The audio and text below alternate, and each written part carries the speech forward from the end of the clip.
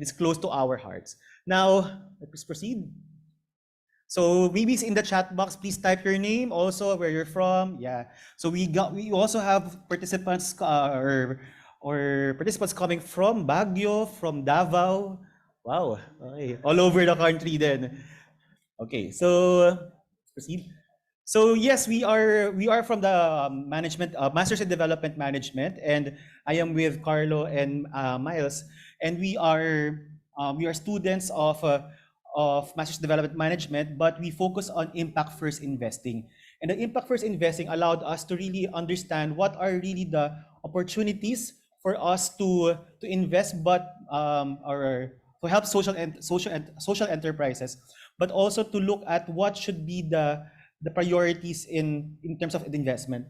Now, because of the alarming trend based on the data of UP Diliman, wherein 20% of Filipino youth age 15 to 24 contemplated suicide in 2021. So this was ito mga data na to ay galing sa published also in newspapers, in the media. Then the suicidal ideation grew from 3% in 2013 to 7.5% in 2021. So it's very alarming that more people are thinking about committing suicide. And then 60% did not help, or only 10% or 1 in 10 students were aware of prevention programs. So using the impact first investing approach, we also did a study. So we can the impact first investing, or by definition, is making investments with the intention to generate positive, measurable social and environmental impact alongside a financial return. And this is really to address also the United Nations Sustainable Development Goals, wherein we are trying to address SDG number 3, or the health and well-being, promotion of mental health and well-being. And also with an interplay with SDG 4, wherein quality education and relationship between mental health and optimal learning outcomes. So there is a connection between mental health and also the performance in schools. Now, we discovered also during our project that we went to Camarines Sur National High School, the largest high school in the Bicol region, wherein we discovered through the FGD with students from all grade levels, and also teachers and guidance counselors, wherein the pandemic really had the impact on the mental health or well-being of our students, and also even our teachers. Then there's also the mentality or the negative perception against guidance counseling. Then also, as an educator constraint, there is also limited personal interaction time, given that the number of students, the ratio of a guidance counselor to a student, usually 1 is to 1,000, to 5,000, to 2,000, etc. So also we discovered that there is a need for training in terms of practical training and how do we really address mental health issues in the classroom. Now, also, lastly, look at the tools that are being used by guidance counselors and also in schools, wherein there are concerns about the heads and the psych first aids efficacy. All right, next. Coming up with this, or with these findings, we discovered that maybe we can look at the problem and look at maybe there is an insufficient early identification and response to learners' mental health needs. And our goal is really to strengthen early detection and active support for learners' mental health. And maybe through the school-based intervention, maybe we need to strengthen the school-based intervention and prioritize evidence-based mental health programs. Also, we have to, aside from the school setting, we need to encourage or engage more of the family and the community.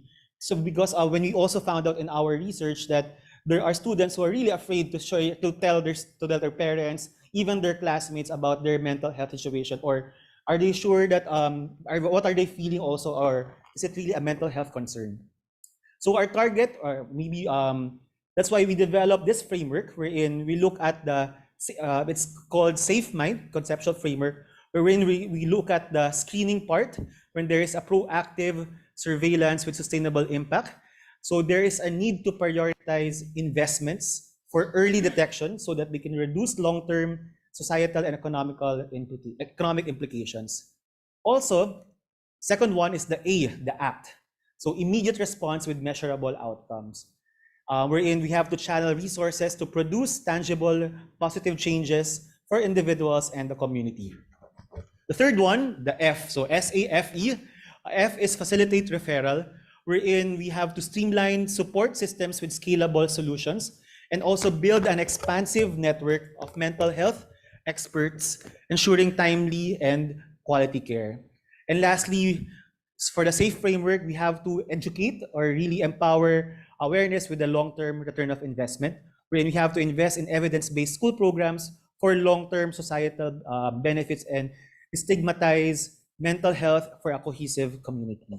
So this is the SAFE framework that we have developed coming from the research that we conducted and also the several consultations that we did from different experts in the mental health field, in the school-based setting, and also in the academy. So now I'll turn over the floor to Doc Carlo. We hope that in this forum that you will open yourself into learning more about the situation in the mental health as field and also the impact of this in the education sector, as well as to how we can make an action after this. Doc Carlo?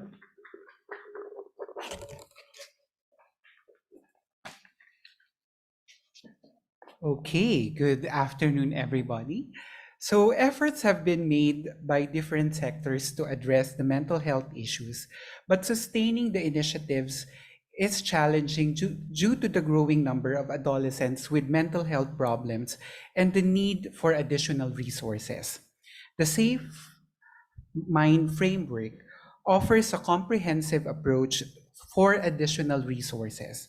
A comprehensive approach that addresses the critical need for screening and timely referral while striving to bridge the existing gap in the availability of mental health professionals within the basic education sector. This forum aims to foster discussion on how stakeholders like professional organizations, advocacy groups, and impact investors can collaborate to tackle these challenges and provide equitable mental health services to students.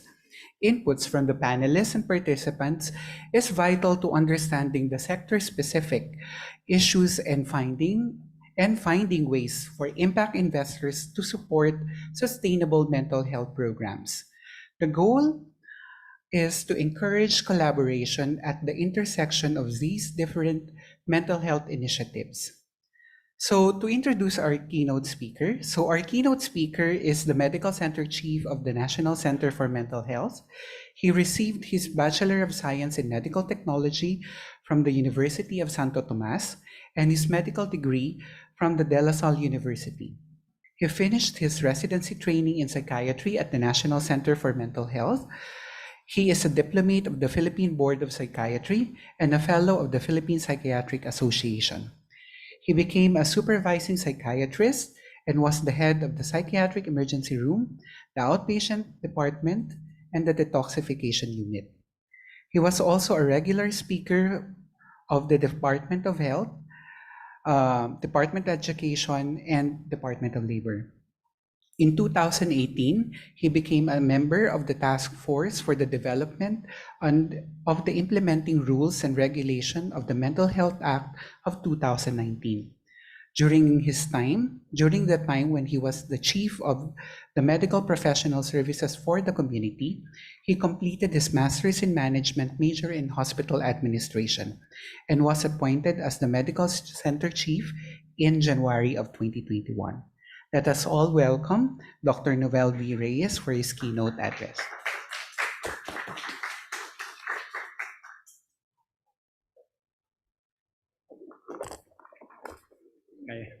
Kaya sir. Lalapit lang po natin sa Okay. ng mic. Sige. Thank you, Apons.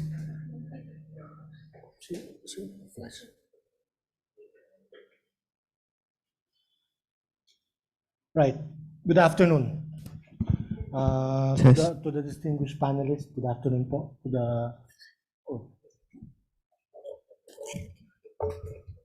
Yung mga nandito po, magandang hapon, at yung mga joining us through the online. Good afternoon.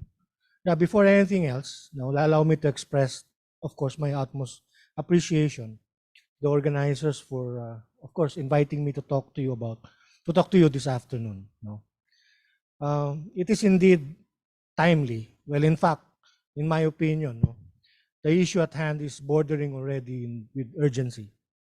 That we have to come up with sustainable mental health programs. As we move through the third year of the COVID-19 pandemic and increasingly come face to face with the health impacts of climate change, the need for more capital directed at improving health and well-being is apparent. Some of this capital will come from government, some will come from multilateral organizations, some from philanthropy. But as you all know, this is not enough.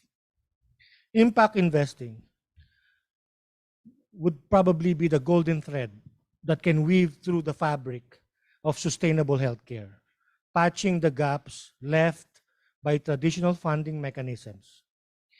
It's an investment strategy that aims to generate specific, beneficial social and environmental effects in addition to financial gains. This approach is particularly potent in the healthcare sector, where the need for innovative solutions for identified gaps in the health service delivery. One insurance company has analyzed the current gaps over the past several years, indicating the growing opportunity for investing in this sector, the healthcare, is a must already. But before delving into the opportunities that lie in the impact investing, let's paint a picture of the current scenario. Next slide, please. Our world wasn't set up to respond to mental health needs before COVID-19, and it certainly isn't now.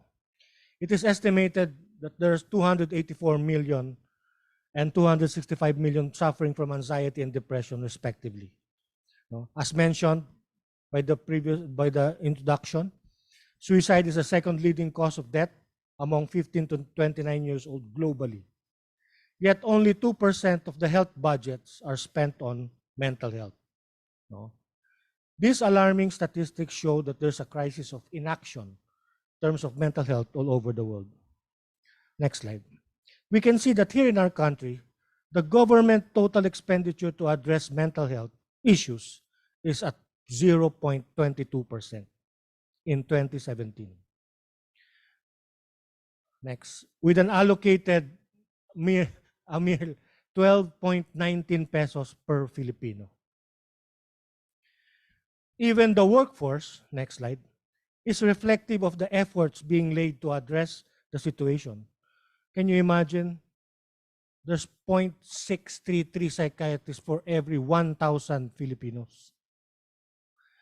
There seems to be a lack of awareness, and in spite of numerous programs for advocacy and promotion, stigma is still being manifested towards mental health. Allow me to brief you on the government's action agenda for health. Next slide. I will emphasize on action agenda number 6 and number 8 as I feel that it is relevant to this afternoon's topic. The 8-point health action agenda is a medium-term strategy for the health sector for 2023 to 2028, the term of PBB. It is crafted to answer the health challenges of our current times, built on the foundation of reforms before us, and in response to the call of the President and the administration's priorities. The agenda places the recipients of healthcare and services, bawat Pilipino, bawat komunidad, bawat health worker at institution, central to all the undertakings and interventions. It will therefore focus the actions with the end in mind and at all times, and to hasten the realization of the vision of Filipinos are among the healthiest people in Asia by 2040. Next slide, please. The number 6 agenda is enhance Filipinos' well-being and ensure quality mental health services. Next slide. This entails establishment of a mental health program, you know, that is accessible for every Filipino as part of the primary care services of each locality and primary care provider. It also entails integration of gender considerations in the health facilities and services, promotion and imbibement of Filipino art and culture in the health facilities, and of course, mainstreaming of the use of traditional and complementary medicine in the health system. Action agenda number 8, next slide, is to strengthen health systems to prevent, to manage, and to recover from outbreaks and pandemics. Next slide. This entails strengthening of existing disease surveillances and epidemic response procedures. Now, much have been said about the next pandemic. Next slide, please. And it is the reason why I included number 8. Numerous articles, next. Numerous articles and researchers have pointed out that truly mental health issue will be the next pandemic. Next slide, please. Since 1990, mental disorders have increased globally by 40 to 45%. Why is there a rise in mental health disorders? Beside the direct health and social impact of the individuals, this increase in mental health disorders, as pointed out earlier, is costing the Philippine economy 68.9 billion pesos per year.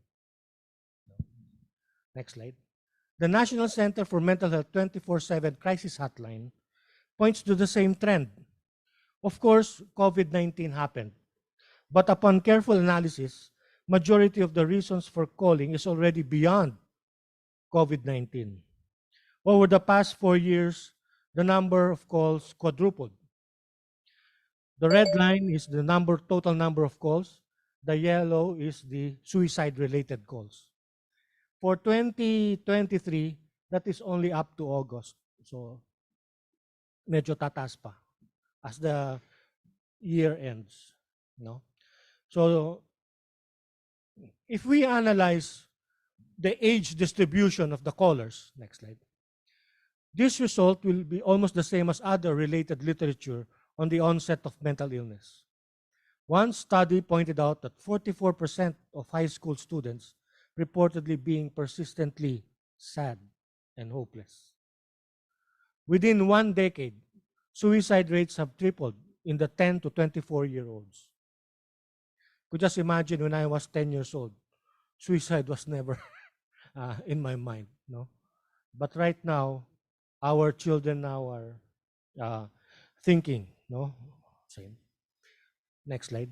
And as a known fact is that 50% of all lifetime mental illness starts by age 14.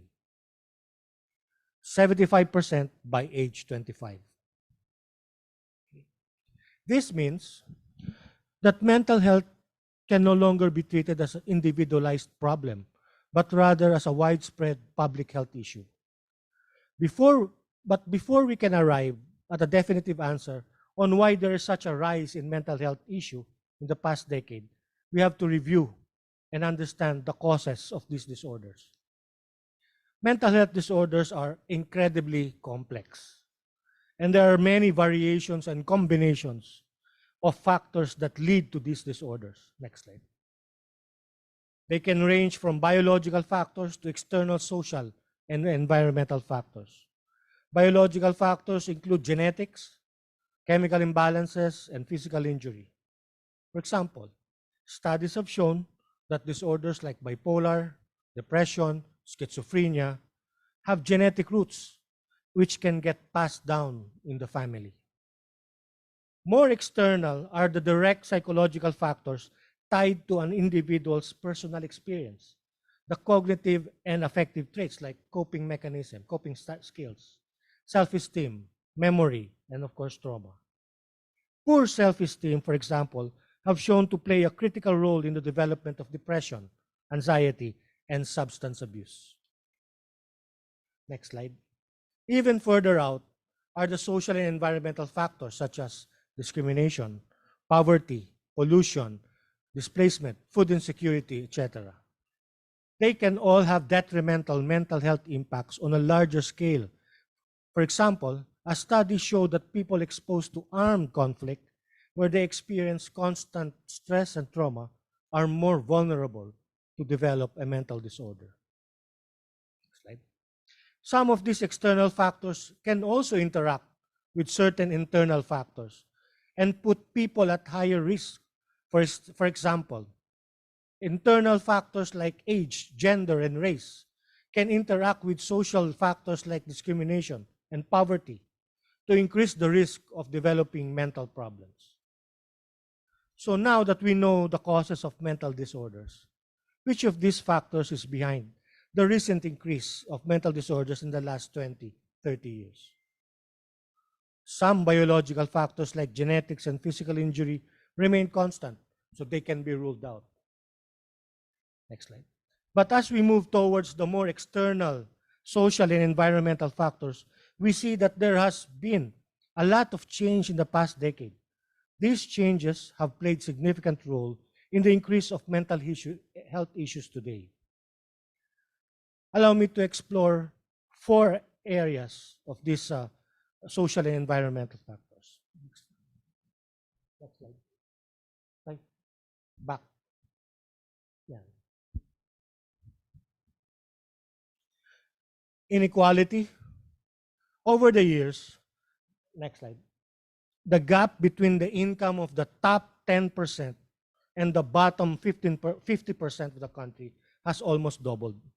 This unequal distribution of income means that despite economic growth, many people still face financial problems. This economic distress can adversely impact people's mental health as they promote fear, worry, and hopelessness, and a sense of powerlessness to exert control over their situation. Next, global warming. In 2021, the IPCC, the Intergovernment Panel for Climate Change, their reports warns us that the global warming and extreme weather conditions like heat waves, floods would become more frequent and more intense. The direct contact with these extreme weather conditions can disrupt people's lives and lead to trauma, loss of resources, and social support. They are now at risk of developing mental disorders. That in one study, they analyzed the mental health of flood victims, and they found out that 20% have been diagnosed with depression, 28% with anxiety, and 36% with PTSD. Next slide. We evolved as social creatures, strongly dependent on familial and social bonds. However, today many people live alone, far away from their communities. A major reason for this would be a better job opportunity, quality education, and of course, advanced healthcare offered in cities. Due to these incentives, in 2020, 58.93 million or 54% of the total 109 million population of the Philippines lived in urban cities. This represents an increase of 7.2 million persons from the 51.73 million urban residents in 2015. So in 5-year time, people migrated into the urban cities accounts for around 7 million. Now, cities are expensive and have limited space. This often results in many people moving to cities alone, leaving their families and support system or support networks behind. Social media. Today, almost 1 in 3 people around the world use social media platforms. Here in the Philippines, the report published by the Digital Philippines in 2023, early this year, January, I think, states that 73.5% of the population, or 84.45 million Filipinos, are social media users. This technology has a direct link to people's lives and their social connections and interactions. Many researchers highlighted that social media is heavily linked to negative well-being and low self-esteem, especially among young people. A 2017 study found out that people who use 7 or more platforms, is there such a person who uses 7 or more platforms, no, were 3 times more likely to have high levels of anxiety than those who use 0 to 2 platforms. No? No? Bilangin nga natin yung platforms, ang dami ba? Alright? So, some researchers have also concluded that spending more time on social media can make people experience social isolation. No? Masyado ng maraming memes nga sa Facebook. No? One family eating together. Pero lahat nasa cellphone. They're not talking. No? So, for what is eating dinner together if you're not talking? Right? Next slide. These social and environmental factors are creating mental health challenges. So it is very plausible that the recent increase in global mental health problems is correlated to these large-scale social and environmental changes. If it is the case, solutions to this public health crisis, in addition to the conventional treatment and prevention measures, needs to address these factors. And since these factors will continue to intensify in the future, there is an urgent need for more sustainable programs and services, more research, more policy and awareness campaigns about the increasing mental health crisis and its impact to people and communities around the world. Here are examples of what is being done elsewhere. Next slide.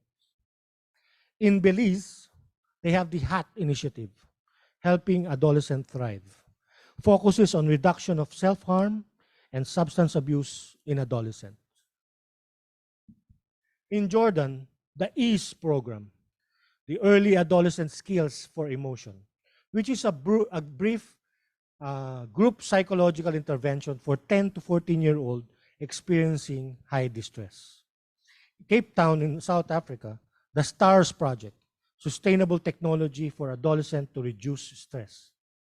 A digitally delivered psychological intervention via chat box for 15 to 18 adolescents experiencing high distress.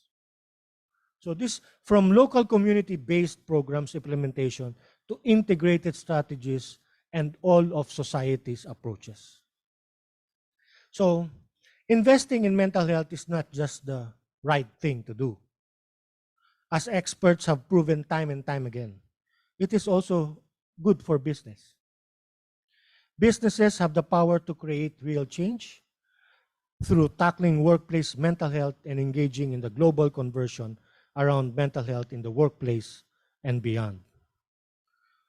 On one study in the US, they found out that for every $1 invested in scaling up treatment for depression and anxiety, it leads to a return of $4 in better health and ability to work. So, reiterating the essence of impact-first investing, which is the shifting from do no harm to intentionally do good. In the long run, this will all benefit our young people of today, our future adults. Thank you.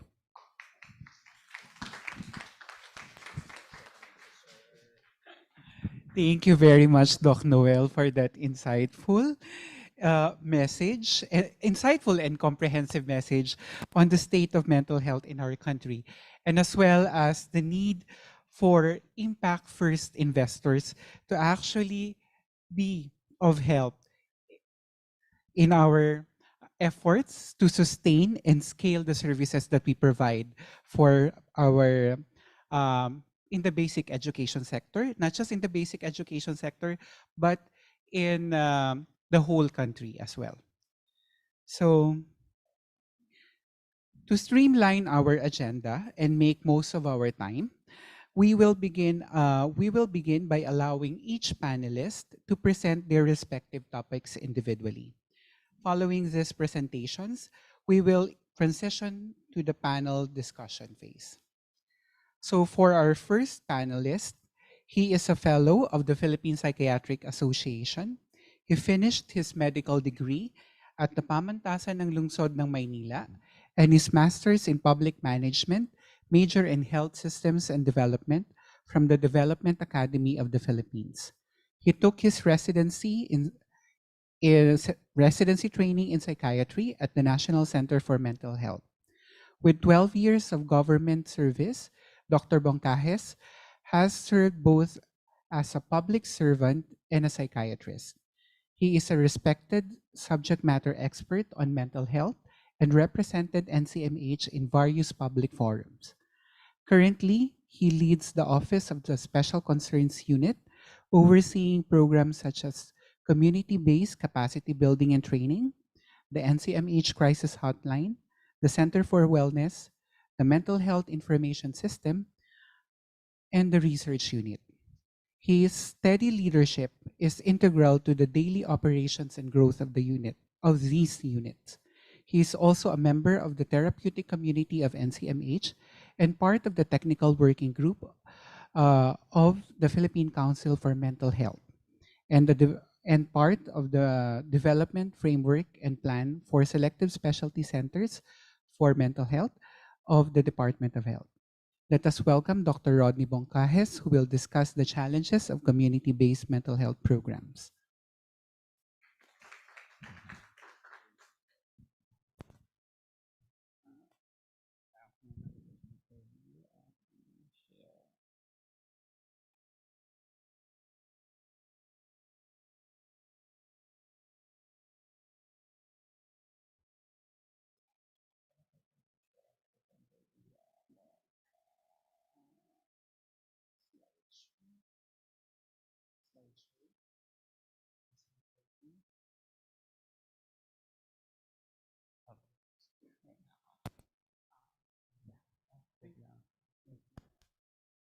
Okay. Okay, we are having some technical difficulties. Alam mo, technology can be technology can be a friend, sometimes a foe.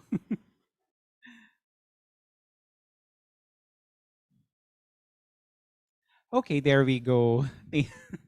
Thank you, Makoy.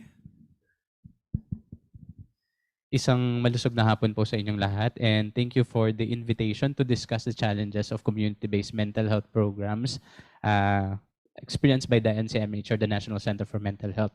Dr. Belmonte or Dr. Apons for us is also or has been also a part of our Office for the Special Concern and has been also an instrumental in the development of our policies and guidelines, especially in the Center for Wellness of our Office of the Special Concern. So he left us, kailan nga ba, Apons? 2 years ago to pursue his career in AIM and as well as his private practice. So good afternoon. Okay. So the community-based mental health programs stem up from the enactment of the mental health law with the primary purpose of enhancing the delivery of integrated mental health services and promoting mental health and protecting the rights of persons utilizing psychiatric, neurologic, psychosocial health services, and primarily aims to value, promote, and protect mental health, provide timely, affordable, high quality, and culturally appropriate mental health care services, and aims that mental health conditions are treated and prevented and are free from discrimination and stigmatization. So the burden, or to have a context of what is the burden of mental health conditions in the Philippines, based from the Global Burden of Disease Collaborative Network in 2020, the burden of mental health conditions in the Philippines as per 2019 is about there is 1,365 individual per 100,000 population that is affected with mental health condition. So the burden of mental health condition is measured in DALYs, or disability adjusted life years. The DALYs is the year or the sum of years of life lost due to premature mortality and the years lived with disability because of a specific condition. So in this case, mental health conditions. So the deaths that is associated with mental health condition is around 0.0026 per 100,000 population, with the incidence rate of around 3,411 per 100,000 Filipinos. The top causes of DALYs in the Philippines in 2019 are on the screen, and at the number 8, or ranking at the number 8, is mental health condition. And another one is self-harm or interpersonal violence, which is ranked 10 among the 22 important mental health or important conditions associated with DALYs. Now, for the specific type of mental health conditions, we have on the board, the number 1 is in the Philippines is anxiety disorder, and this is followed by depressive disorder, schizophrenia, other mental health disorders, conduct disorders, bipolar disorder, autism spectrum disorder, intellectual disability, eating disorder, and attention deficit hyperactivity disorder. So as you would take note of, some of these mental health conditions are specifically being or can be diagnosed at an earlier age and even predominant on school age population. Now, when it comes to the distribution per age, among those with mental health conditions of all types, the 45 to 49 years old age group had the highest DALY with around 1,961. And this is followed by the 40 to 44 years old age group with around 1,949.62 per 100,000 population. So where are our school children? Our school children are here from 5 to 19, maybe 19 to 20, or 5 to 14, or 5 to 19. So these are also they are also contributors to this statistics. Now, what can be the challenges in setting up or integrating mental health services at the primary or secondary levels of care? Pre-pandemic, there has been the second regional consultative meeting in the development of guidelines on the integration of mental health in the primary and secondary levels of care for ASEAN member states. And this has been held or was held in Indonesia.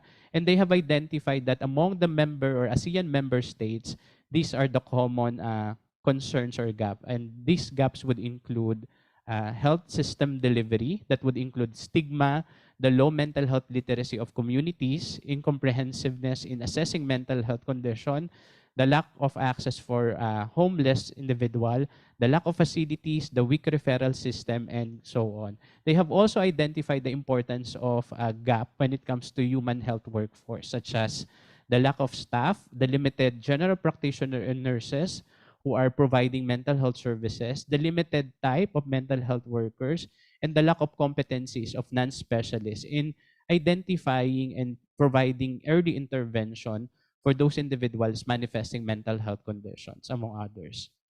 They have also identified that health system financing can really be problematic among the ASEAN member states. Specifically, this covers health insurance coverage and inadequate budget for mental health programs. There is also a gap when it comes to health information system, such as there is no existing, or there are poor existing data collection and monitoring of individuals or number of individuals with mental health conditions. The access to essential medicine plays also a primary role in the integration of services. They have identified that the limited essential medicine in the primary healthcare areas, as well as the limited second-generation medicine in the secondary levels of care, and the uneven distribution of essential medicine contribute to the inequality or discrepancy when it comes to mental health services at the community. Leadership and governance also plays important role in the implementation of integration of mental health services, such as some countries in the ASEAN or some ASEAN member states does not or do not have yet mental health act or mental health policy. Fortunately, the Philippines has its own mental health act in 2018, and community empowerment and research development are also among the gaps that have been associated. or have been identified during the conference.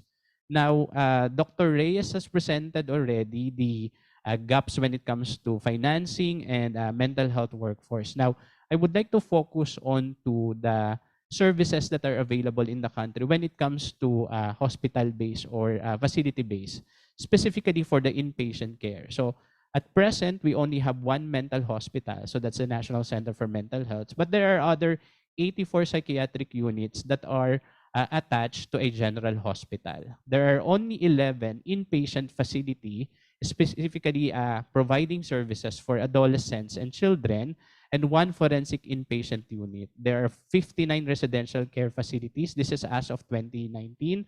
And the Seoul Hospital, the National Center for Mental Health, would have a number of around 3,365 average daily inpatient at any given day in a year.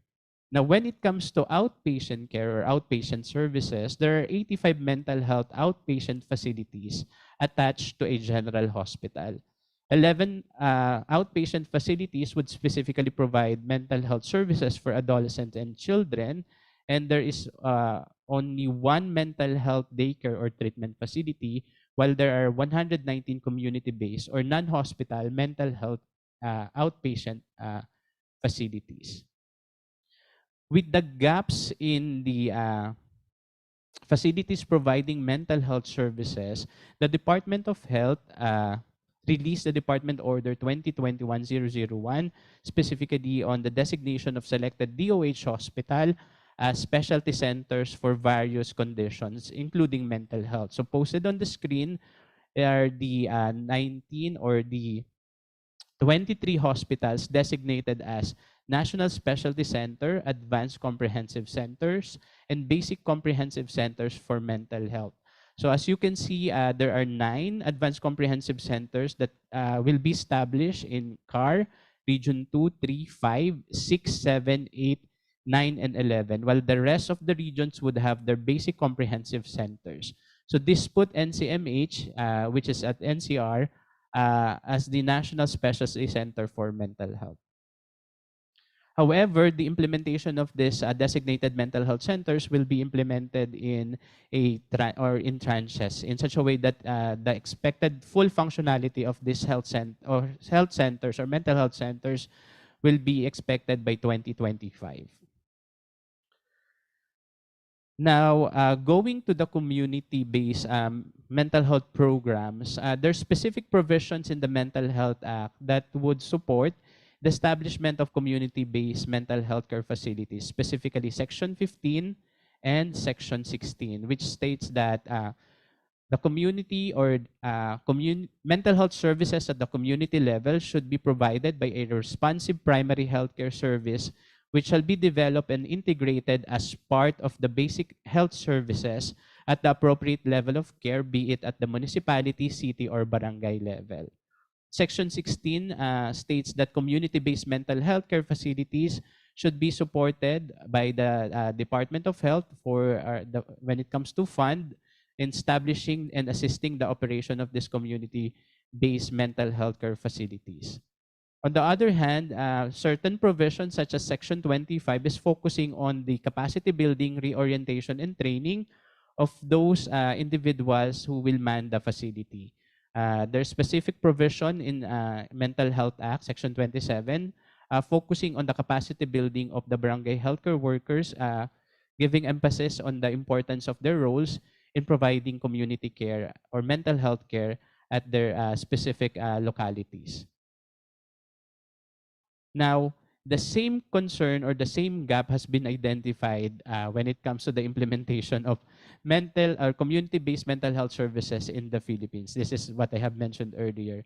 Tornikoff in 2010 proposed the balanced care model approach specifically for low resource setting, and this balanced care model approach for community-based mental health services are focusing on population and public health needs, focusing on case finding and detection of mental health conditions in the community. The model should be locally accessible and should be with community participation and the decision making in planning and provision of mental health care services. And there is a role for those service user and individuals and families of service user, and there should be a mutual assistance or peer group support of service users. So the balanced care model approach also support the idea that the initial treatment should be provided by the primary care or the community staff, and there should be a step care options for referral to specialist staff or hospital beds if needed. So this balanced care model approach should be also backed up by supervision and support from specialists or from mental health professionals, in which case the Philippines has already limited numbers, and should have interface with non-government organizations. And there should be a network at each level, including between different services, the community, the traditional, and the religious healer, giving emphasis on the idea that mental health is a combination or should be framed on a biological, psychological, socio-cultural, and spiritual aspect. Now, what we have done so far in NCMH is to train our primary care providers, our primary care physicians, the public health nurses, and the general practitioners in implementing mental health programs at their community. And this have been done through the implementation of what we call the MH-GAP, or the Mental Health Gap Action Program. So this is a WHO program wherein non-specialists are capacitated or trained to identify, manage common mental health conditions with proper, of course, supervision of specialists should the need arise. So as of 2021, this is the national data, there is about 49%, or a total of 1,259 rural health units that have been capacitated with a mental health gap action program. Now, aside from capacitation, is the provision of mental or medicine access program for mental health or psychotropic medication. Because, as mentioned, the program is aiming to train our primary healthcare provider in providing interventions, and one of the interventions is providing the most appropriate medication for the condition. So, along with the training is the provision of free medications for those service users. And as of 2022, there are already 362 medicine access program for mental health access sites, 65 of 147 cities, and 228 of around 1,485 municipalities. And there has been 161,000 service users registered or given free medication through this program.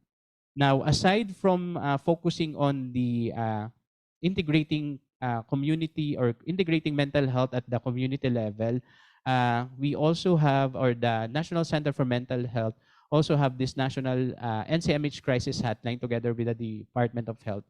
The NCMH crisis hotline aims to provide interventions for those individuals who are in crisis through a 24/7 hotline manned by trained responders. And as of September 30, 2023, we have already provided service to 66,000 Filipinos or callers, and made 32,550 referrals to different services such as the emergency rooms, the telemental health consultation, the outpatient services, and external referrals. So NCMH Crisis Hotline is, of course, the primary hotline in the Philippines, but we also recognize that there are other hotlines existing in the country, such as the Tawag Paglaom of Vicente Soto Memorial Medical Center and other NGO-run crisis hotline.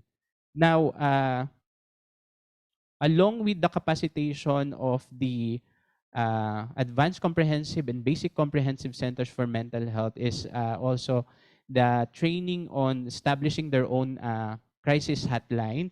So we have this capacity building on basic crisis hotline management. And so far, we have already covered 3 advanced comprehensive centers for mental health and 4 regional offices of the Department of Health.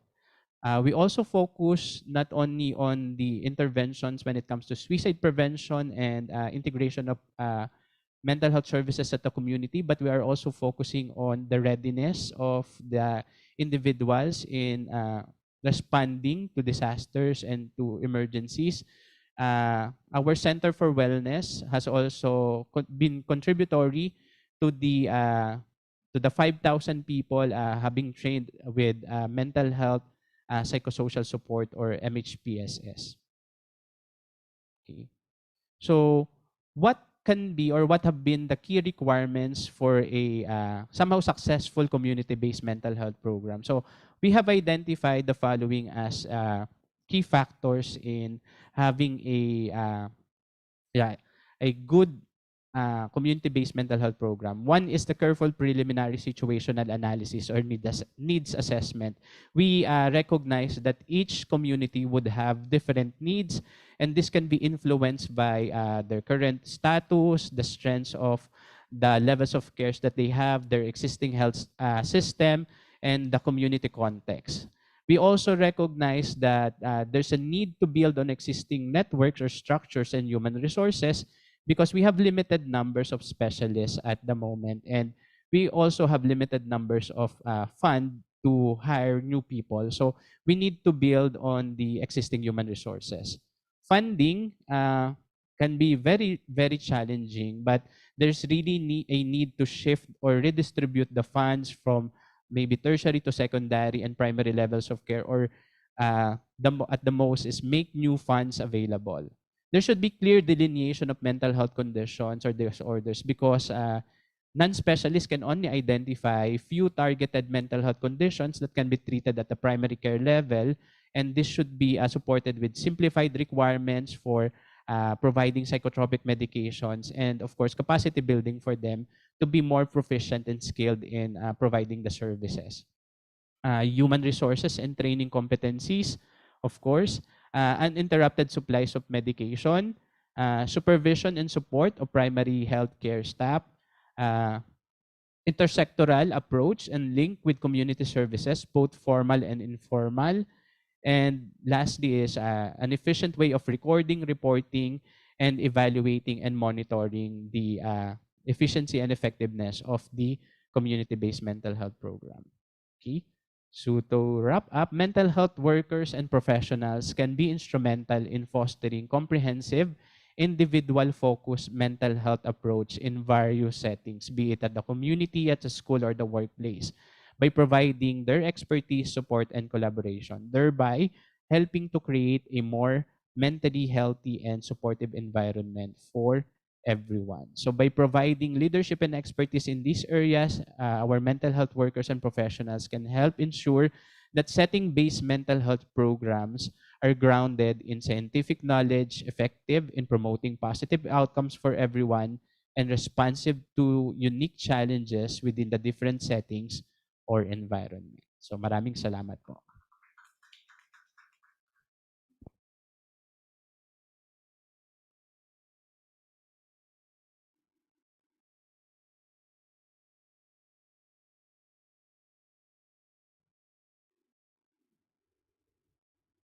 Hello, hello. Yeah. Thank you, Doc Rodney, for that insightful discussion on the challenges of community-based mental health programs.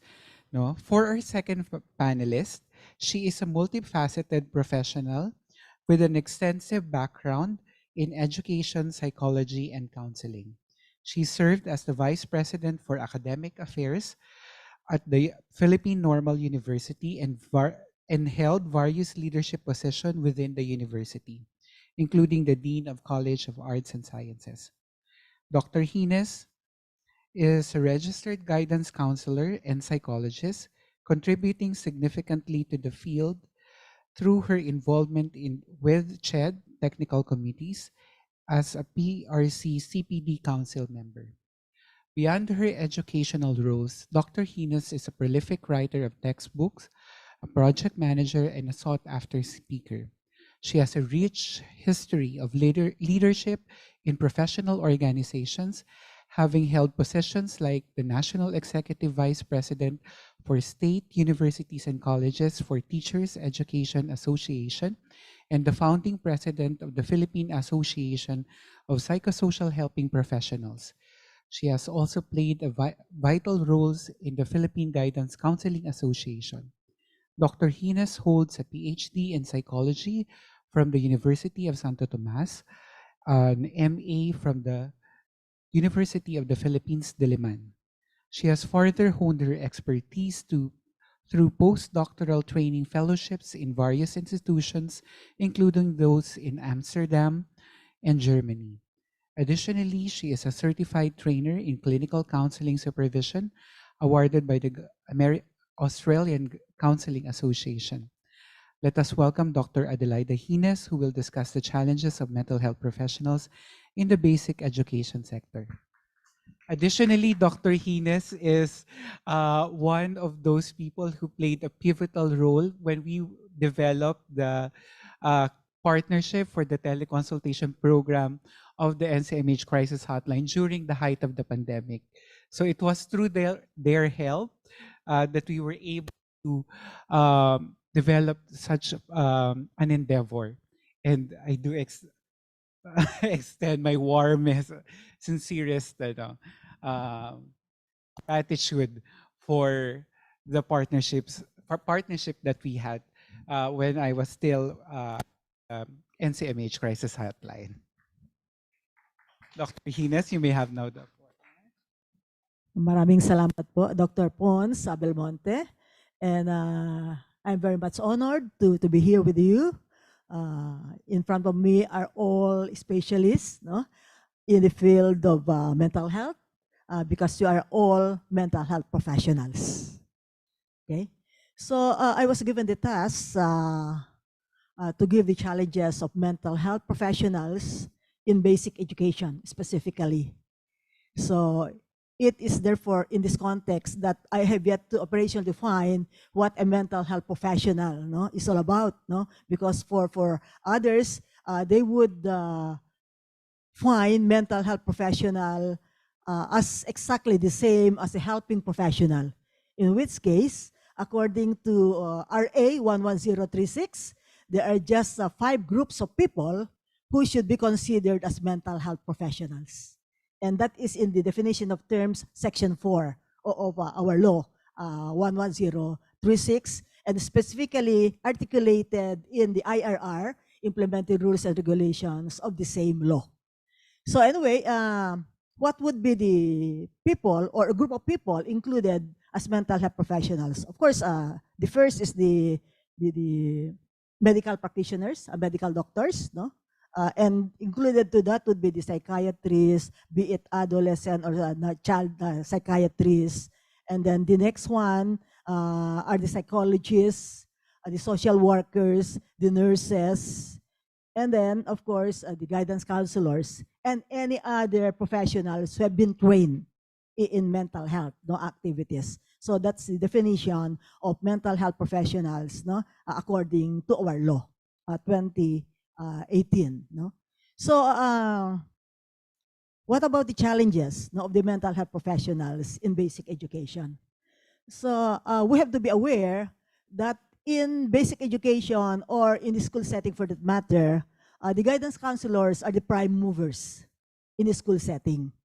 While there are other mental health professionals, it's too bad that, or it's a sad reality that we don't have enough of this number in the school setting. And hence, the guidance counselors are therefore working very hard to implement what the law provides. But it's a sad reality, though, that in terms of the number of guidance counselors, DepEd dictates that there should be a ratio of 1:500. It should be a registered guidance counselor, no? One registered guidance counselor is to 500 students in basic education. And when we say basic education, it would refer to K to 12, kindergarten up to senior high. And then for higher education, the ratio is 1:1,000. But as of the moment, with the 295 passers of the licensure examination and have taken oath, no, last October, there were only 295. making it a total of 5,032 as of the moment. No? Given the ratio that I've given early on, 1 is to 500 and 1 is to 1,000 for that matter. No? So on top of this, while the guidance counselors are the prime movers in school setting, up to this time, there is still a stigma attached to the guidance counselor. No?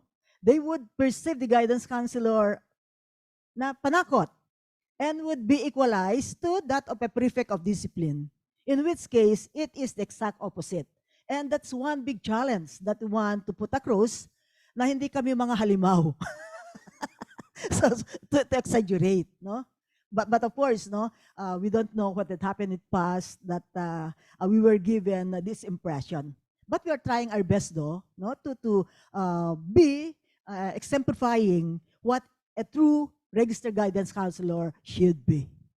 And so, again, we are doing our best for that. No? So that's one of the challenges.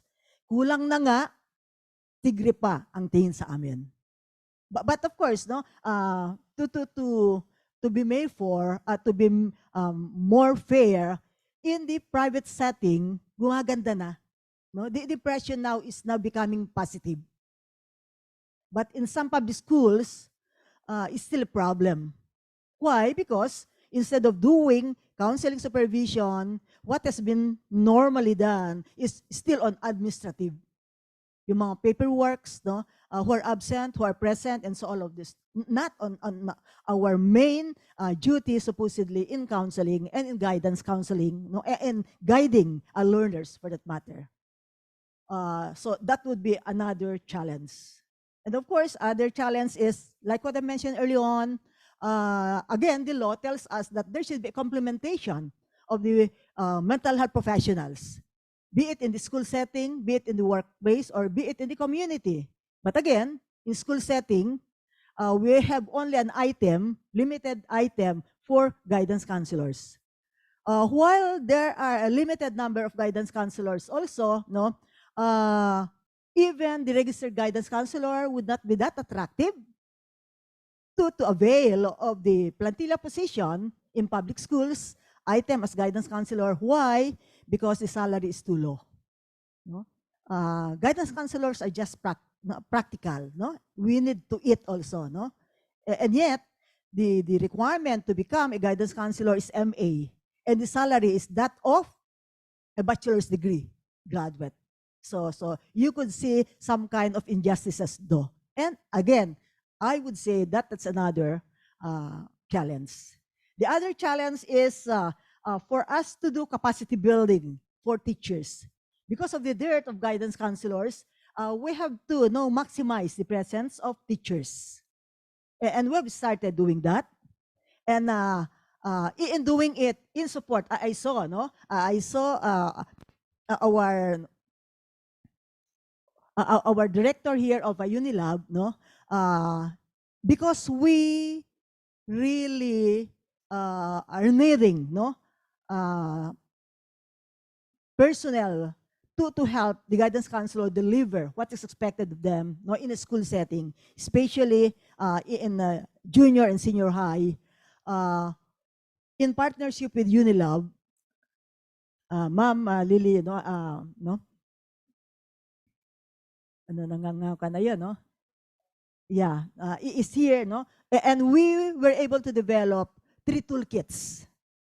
Toolkits for registered guidance counselors, toolkits for homeroom advisors and classroom teachers, and toolkits for peer facilitators.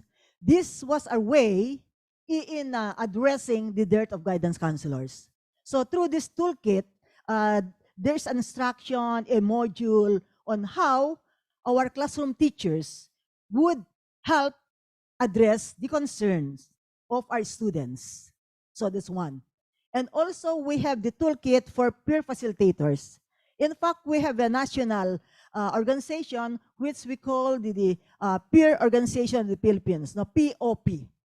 And I believe that is very much needed because with this junior high or senior high, this would be the kind of people that is want to, because they are their peers, no? They could easily open up sa mga kabarkada nila, no? Kagrupo nila, in the absence of guidance counselors, in the absence of or the lack of guidance associates or guidance designate for that matter, no? And we have that in school setting.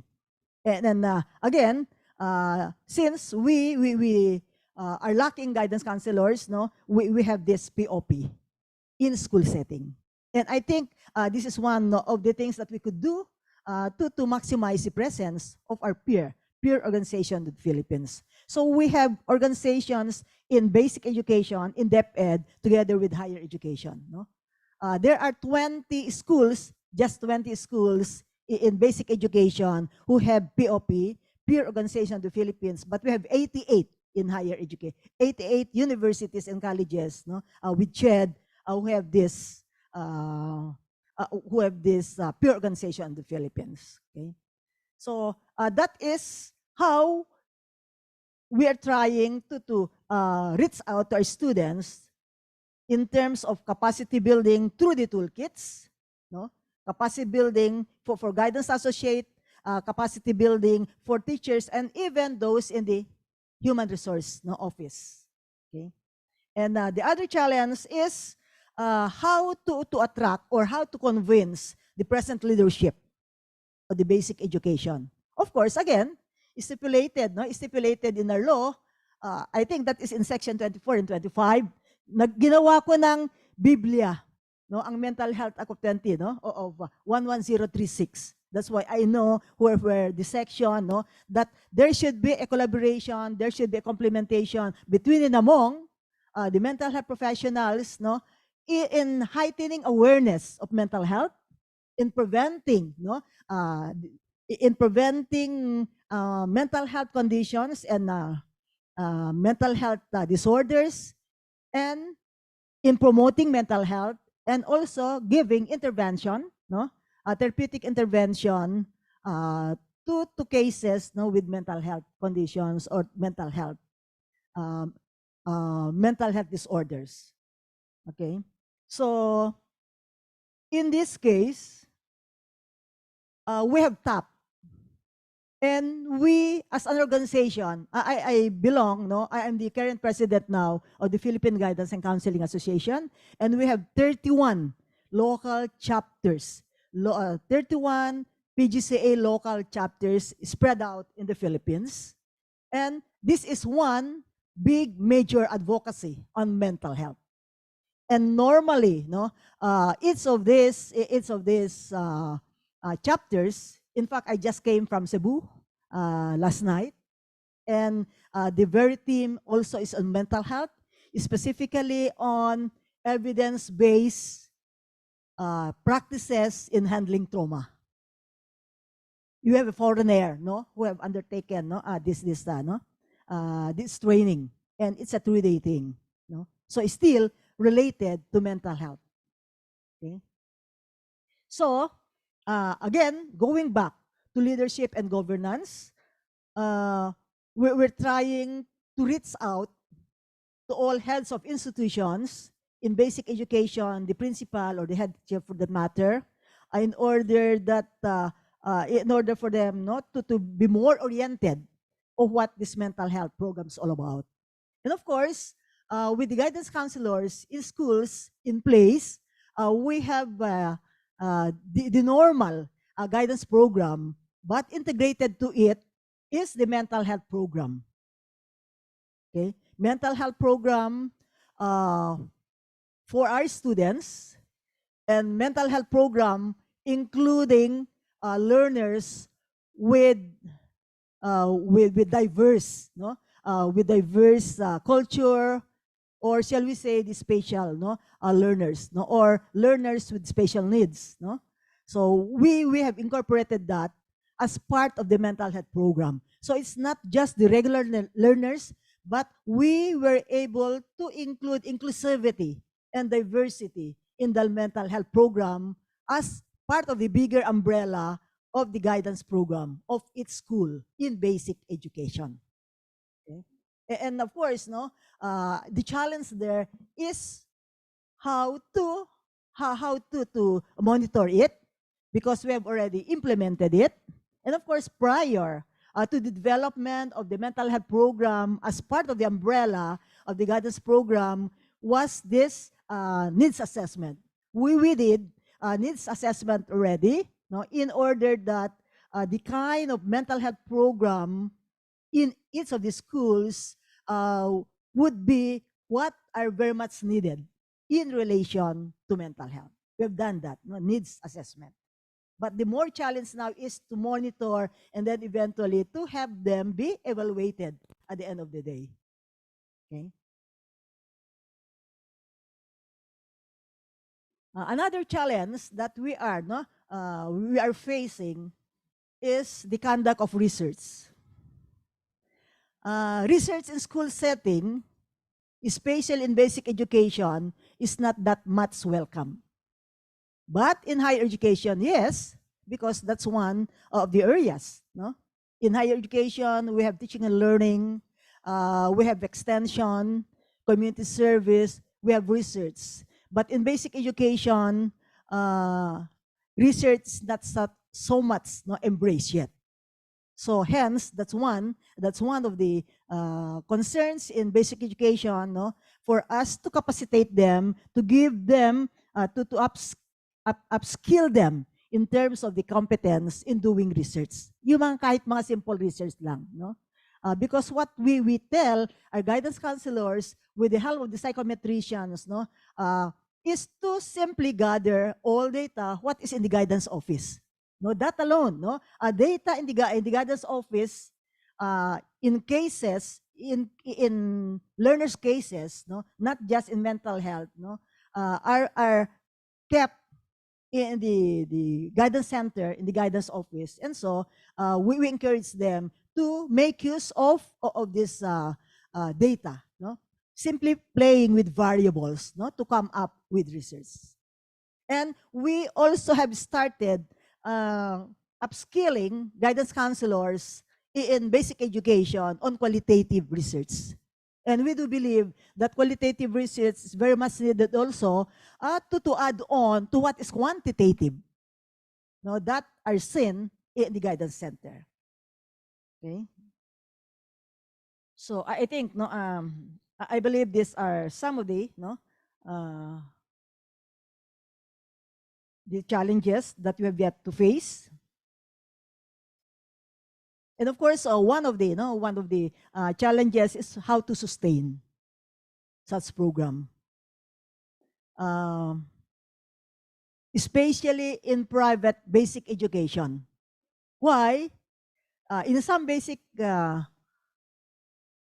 education schools, they don't have, or they have very limited fee for guidance and service, for guidance services. So much so that if there is a very limited fee for guidance services, including that of mental health service in doing referral, more so that there are no funds for research. And so the challenge that we do give them is simply that in considering promotion, faculty reclassification, so they have added points if they do conduct research. So that's the only thing that we could do. And also, on the part of our organization, Philippine Guidance and Counseling Association, we have a regular research journal where guidance counselors have to share their research. Okay, so in fact, this is now one avenue to encourage, to motivate our guidance counselors to do this research. And starting 2021, the theme of our research journal is on mental health. In fact, I was then planning to bring some research journals in guidance and counseling, to show you what would be the topics there. Nalimutan ko lang, but I really intend to do it. Na magdala doon. Since 2021, the theme has something to do with mental health. No? All in school setting. Ito. Okay? So hence, given these challenges of mental health professionals in basic education, it is always a desire, no? And not only a desire, but we are putting into action the saying that mental health professionals should be the gatekeepers, no? To have a healthy well-being. So on that note, I think that's all. Maraming salamat sa inyo lahat.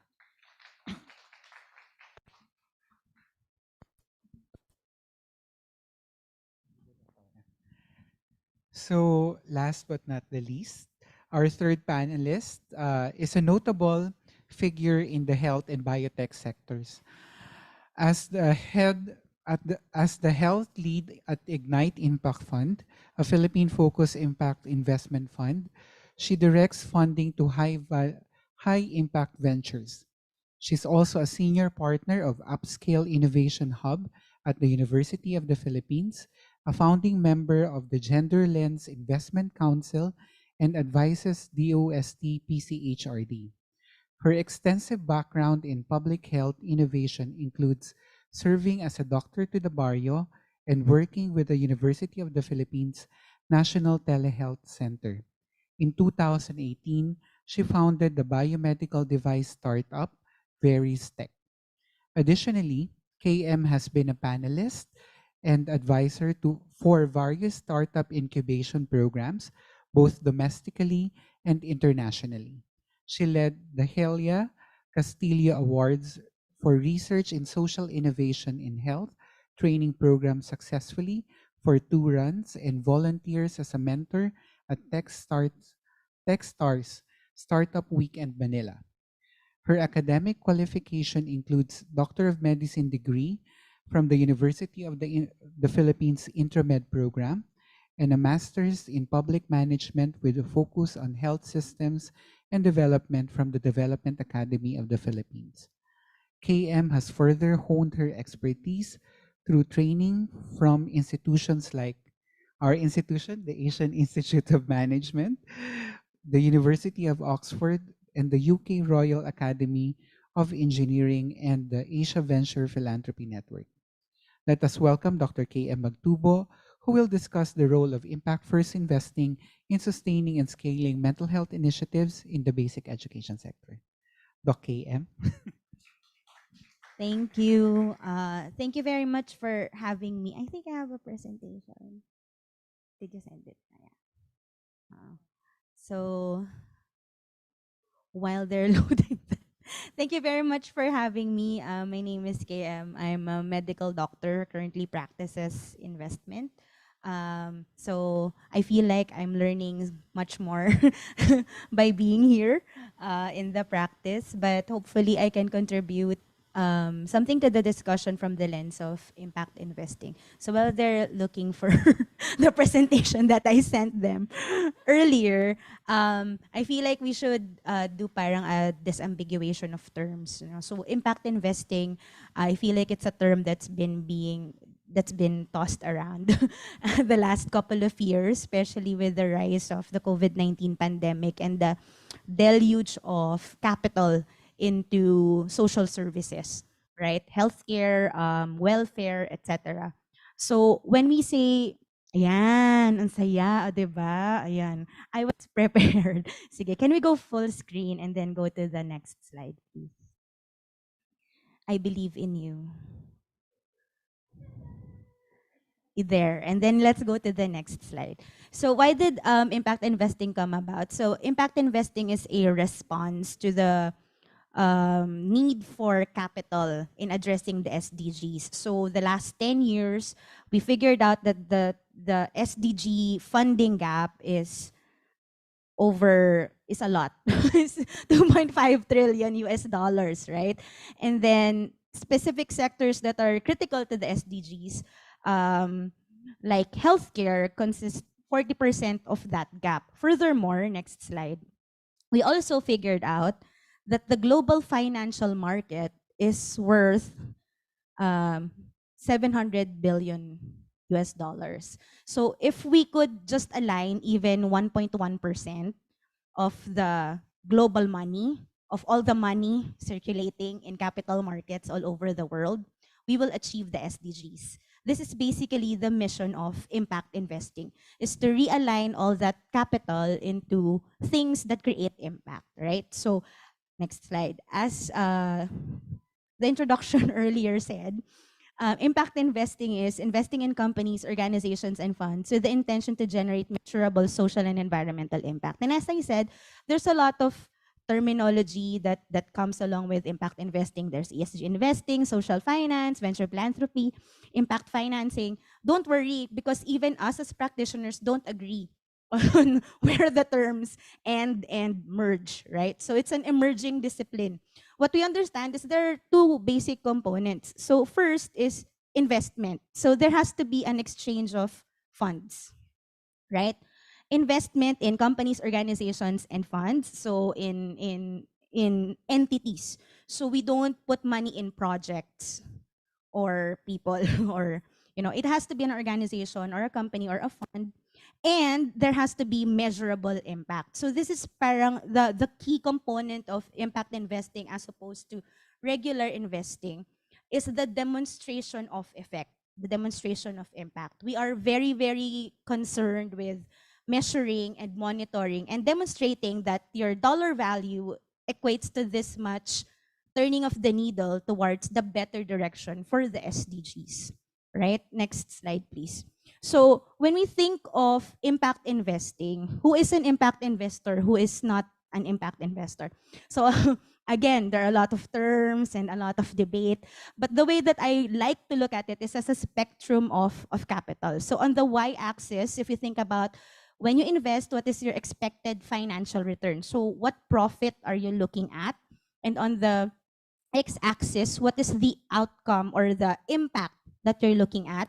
When you say, as they said in their brief, impact first investing, that means that you are intentional in creating your impact at either at the below market rate impact investments. Yan, tama yan, dyan, there, that arrow.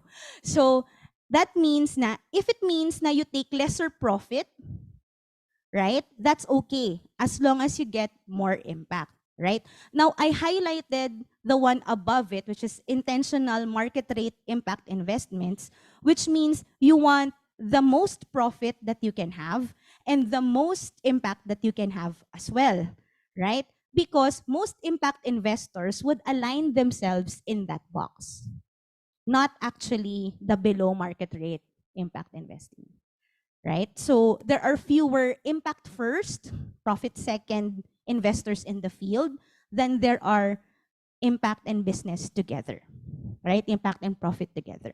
So Ignite Impact Fund, where I work, we align ourselves with because we are very aspirational and we would like to change the world. So we align ourselves to the rightmost, evidence-based impact investments. What do we mean by this? We invest in solutions that have been shown to provide outcomes, right? To drive impact. And if it means that we get either just partial capital recovery, no profit at all, or below market rate, that's fine, as long as we maximize the evidence-based impact. And we do this, next slide, there, by investing in companies, only companies that help to achieve any of the 17 SDGs. So we don't invest in companies that are not SDG focused. We also only invest in the Philippines because this is where we live and this is where we want to make the impact. And the companies that we invest in must commit to our proprietary transparency and monitoring metrics because we want evidence-based impact, right? So next slide. So there. When we say SDGs, mental health, investing in mental health, what do we understand that as an investor? So earlier it was mentioned SDG 3.4, but actually the way that we look at it in market research, that includes SDG 3.5 as well. So that includes reducing mortality from NCDs, which can cause also secondary mental health disorders and promote mental health, and preventing and treating substance abuse as well. So next slide, please. In the global market, eto na. So how much money is in the global mental health market right now? So in 2020, the global value of the mental health market was estimated at 383 billion US dollars. With the steep rise, as you can see on the figure on the left, between 2019 and 2021, coinciding with the pandemic. So with the rise of the pandemic, the rise of the use of technology, and I highlighted their financial technology, fintech, the ubiquity of electronic cash through which providers could get payment, there was a lot of investment into tech platforms that extended usual avenues for therapy and for counseling. So yung mga teletherapies and telecounseling methodologies. The focus sector, or the biggest sector that has been growing in the global mental health market, is, not surprisingly, child and adolescent health, right? With a projected growth rate of 3.2%, right? And if we look at the statistics that were presented earlier, that makes sense, because all throughout the past 5 years, that sector really has been growing in demand as well. And then another focus sector is depression, more than anxiety. The largest segment, also not surprisingly, is digital and technology. So not a lot of research and development, or a lot of money is going to R&D for new drugs, for example, new modalities of inpatient therapy. A lot of the funding in the global mental health market is going into digital and technology solutions for mental health problems. Next slide, please. Right. So in the Philippines, I think we've seen this. In the Philippines, we all referred to the same report. So in the Philippines, this is the burden of mental health conditions. Next slide. I think I just expanded. Yes. And in the Philippines, the investment that we require is actually 2.5 billion US dollars. So if you look at the global value, 383 billion US dollars, this is about 1%. Just 1% of the global, the amount of money that's circulating around the world for mental health would solve all of the Philippines' mental health problems, right? That's why we need to convince investors to invest in mental health. Next slide, please. What are the examples of mental health technologies that have been invested in the Philippines? So these are homegrown mental health startups that have received investment in the last 3 years.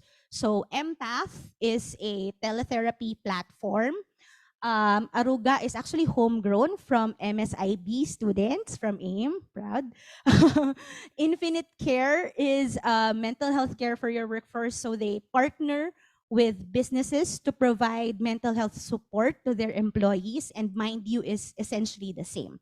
What is the common thread in these 4 startups that we can observe as kind of a generalization in the mental health space in the Philippines? First, they start with business to customer, meaning the business, for example, Empath, engages with the customer and the customer pays for the service. That makes sense because they can pay through GCash, they can pay through PayMaya, and Empath can pay the clinicians, right, directly. The second feature of these 4 startups is they engaged with businesses, with employers. Why? Because mental health is already covered by various HMOs, right? So these businesses provide their employees with health coverage, with health insurance that includes mental health, and these startups can charge against that mental health benefit whatever services that employee accesses. So it's the provider payment mechanism that often determines what the structure is that complements the mental health space, right? So how do we pay the providers? And that's a thread not just for mental health, but for all health startups. The thing that most innovators forget to think about when they innovate in the health space, health tech space, is how do you pay the providers, right? Is there a convenient way for the providers to get payment? And for these 4 startups, they figured out that HMOs are a convenient way to do that. So something for us to think about, thinking about school-based mental health programs. Is there a convenient way to pay guidance counselors? Is there a convenient way to pay therapists that are providing services to the children? Next slide, please. All right. So having said that, there are examples elsewhere of successful school-based health programs. So Daybreak Health is from the United States. They're an online teletherapy platform that are in 60 school districts in 6 states in the United States. And their revenue, see, look at that. The revenue comes from school district contracts. So there's a base payment, like a subscription payment, and health insurance claims. Because in the US, mental health, you can charge against Medicare and Medicaid. So it's very easy for them to access the services, for them, meaning the patients, to access the services. And it's also easy for Daybreak to collect payment for their clinicians. As of 2020, they report that 81% of their students showed symptomatic and behavioral improvements. And this company is currently worth $25 million US since their inception in 2020, in 3 years. So such a huge spike in valuation because of the demonstration of effect, right? Another example, this one is not school-based mental health, but more an inpatient care facility for substance abuse. This is from New South Wales in Australia. I saw that there's someone from Australia in the chat. Hello. So I'm not sure. Chime in if you know this. So the Resolve Social Benefit Bond is a different organization altogether. So what happens is Resolve is a program, no? So it's a step-by-step program delivered by a startup, a company called Flourish in Australia. And they were contracted by the government of New South Wales to deliver a program that would combine a residential service, integrated psychosocial, medical, and mental health support, and a warm line for after the patients get discharged. So for the outcomes, so if they're able to increase or decrease the DALYs, increase the emotional state of the patients, they get paid by the New South Wales government, right? And the investors invest into Resolve, and then only if their outcomes are their savings as well. So what are the results now? So by 2022, the New South Wales government saved 14 million Australian dollars in providing, so because they didn't provide the care themselves. Resolve provided the care, right? And Resolve was paid 2.8 million Australian dollars because of the outcomes of their patients. So this is a different model of a government entity contracting a private entity to deliver services. And you only get paid if the outcomes are there, if the outcomes are met, which is something that you would have already agreed to before the contracting. So this is a social impact bond or social benefit bond that also exists for mental health. So you can read the report. This is a 5-year program, I think, and they're ending this year, but it was very successful. Next slide, please. So what are the considerations now in investing in mental health now from an impact investor perspective? My first question always is regulation and standards. There's so many, so many mental health apps that are being born every day. Even in the Philippines, whenever I participate in an incubation program or a startup weekend, mental health is always one of the top line priorities for the youth. And that makes sense because it's a felt need that they want to address. But what's the rigor and ethics behind these startups? Typically, when you work in the technology sector, there's a move fast and break things ethos. But that doesn't really make sense for health because we're talking about patients' lives and patient safety. So what are the regulation and standards around innovating in this space that might be able to guide investors as to what's a good investment and what's not a good investment? The second is, how do we embed the research practice into these businesses? into these startups. We're asking them to provide us evidence of outcomes, to provide us with measures and metrics, but they don't know how to do that. So how do we embed that into the startup model in such a way that does not derail their progress as well? How do we get these technologies or these innovations into underserved populations like our LGBTQ communities, our indigenous population? Are there specific needs, there niche needs that we're not seeing, that we're not serving, right? And what would be the risks or effects of the deluge of money into the mental health tech space on traditional practice? Do we, at the risk of being being battered by my colleagues, do we now shift all of the therapies online? Do we no longer need psychiatrists?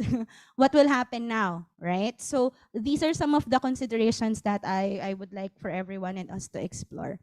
So I think I'm ending there. Next slide. Yes, so this is me. If you would like to get in touch, and I am really look forward to speaking with everyone and discussing.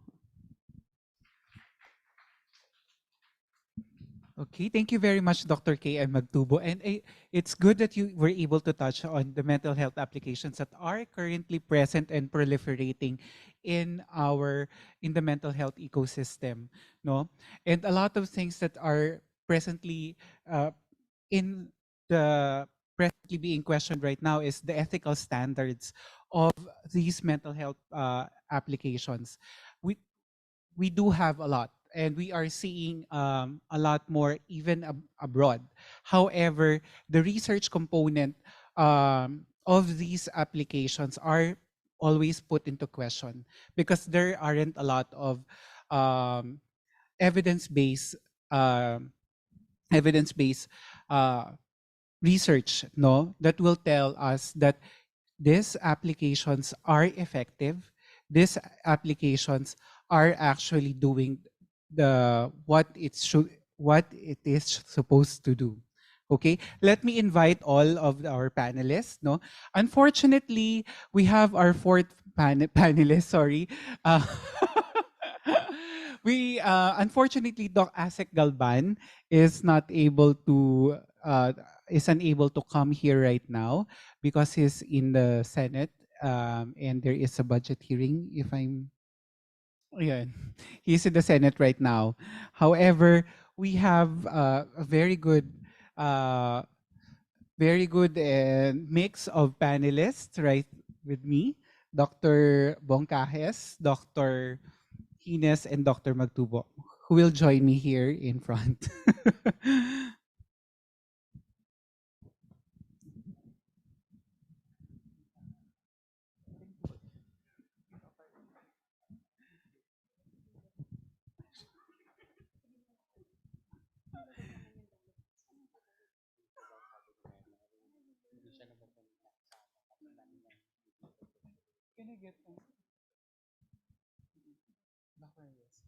uh, Doc Reyes, can I also invite you to be part of the of the I'll stand up na lang.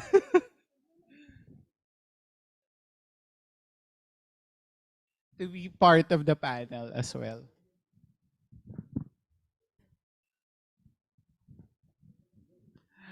You were about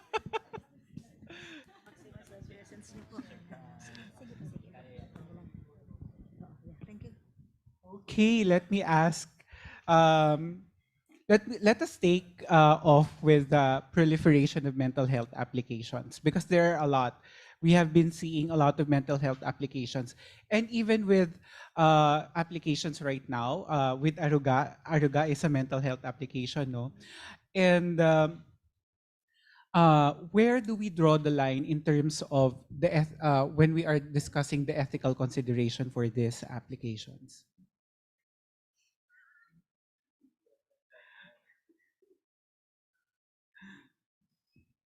Okay.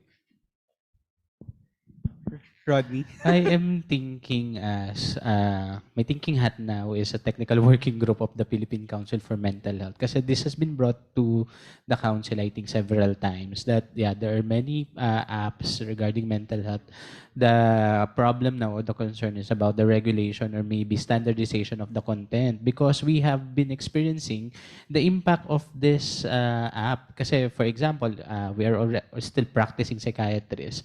Parang patients or service users would ask us, Doc, I need consultation when asked for a specific reason. Kasi po, I scored ganito, I think I have ADHD. How? How did you know that you have ADHD? Kasi I answered an app and then it says na may ADHD ako. So something like that. So I'm still as a technical working group member of the Philippine Council for Mental Health, I think this concern or issue has to be resolved. We have recently finish the workshop on the specific strategic strategies or strategic workshop for the next 4 years. So maybe we can include this in one of the agenda because it's really something that is bothersome or of course needing attention. Yeah. Okay. Dr. Hines, Dr. Reyes, Dr. Reyes. You know, I love putting people on the spotlight. Well, taking the lead in such regulation, no, should be the Department of Health, of course. No? Mhm. And the Department of Health should be the one to get the cooperation of the civil society, like the association, Philippine Psychiatric Association, Philippine Guidance Council, to put in certain guidelines for them to implement. No? Walang pinagkaiba yan sa diagnosis ng albularyo at diagnosis ng doktor. No? So the body, governing body that should take the lead should be the government. No? Alright. In setting the standards. It's true, no, that there are so many applications for this, no, mental health, no, and they're not even. I was talking to Dr. Hines kanina. They're not even standardized, no, and in terms of making use of it, in terms of impact investing, no, impact first investing, no, wherein the investor will try to get scale, measurement of how effective this program. You cannot answer it. Baksak ang ano mo, hindi ka na i-investan. Right? So that's precisely the point that every application or every self-help or tool, screening tool, checklist, whatever you call it, no, should be standardized, no? Mas maganda nga standardized to the Filipino people, eh. No, not Western, no. Yeah, you know very well that culturally speaking, we're very different from them. You know? We have, the values, our values and beliefs are quite different. So, ganun. My answer to that is yes. No, we should really check on it. No, and the body that should, the government agency should be in the lead for that. Thank you, Dr. Reyes. Dr. Hines? Okay. Yes, I do agree with Doc Noel that we have to have some kind of measuring tools to have this be standardized. And again, as you have mentioned early on, the culture of the user, no, would be considered, that it should be culture-based. And we have learned this in any subject in measurement, be it in testing and everything, you know, that, and also the uniformity of its administration in terms of its scoring interpretation, if this is a tool, if this is assessment tool, so that is to be considered in the context of the user, no less than the Filipinos, no? And then also, they have to, I would wish, no, I would expect that those who will make any tool should be experts in themselves. No, because if they would simply get it from anywhere else and then put it there, then the users, no, would be at stake. Instead of giving some kind of help, then it may worsen the end user. So I think that's all.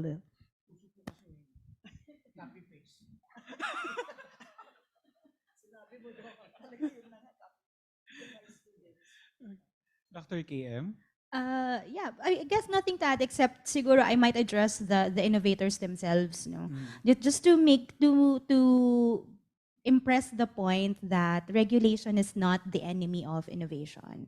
Regulation exists in order to keep our patients safe, in order to have these spaces where we can safely explore the boundaries of technology, the boundaries of our practice without harming our patients, which should be the center of whatever innovation you're doing.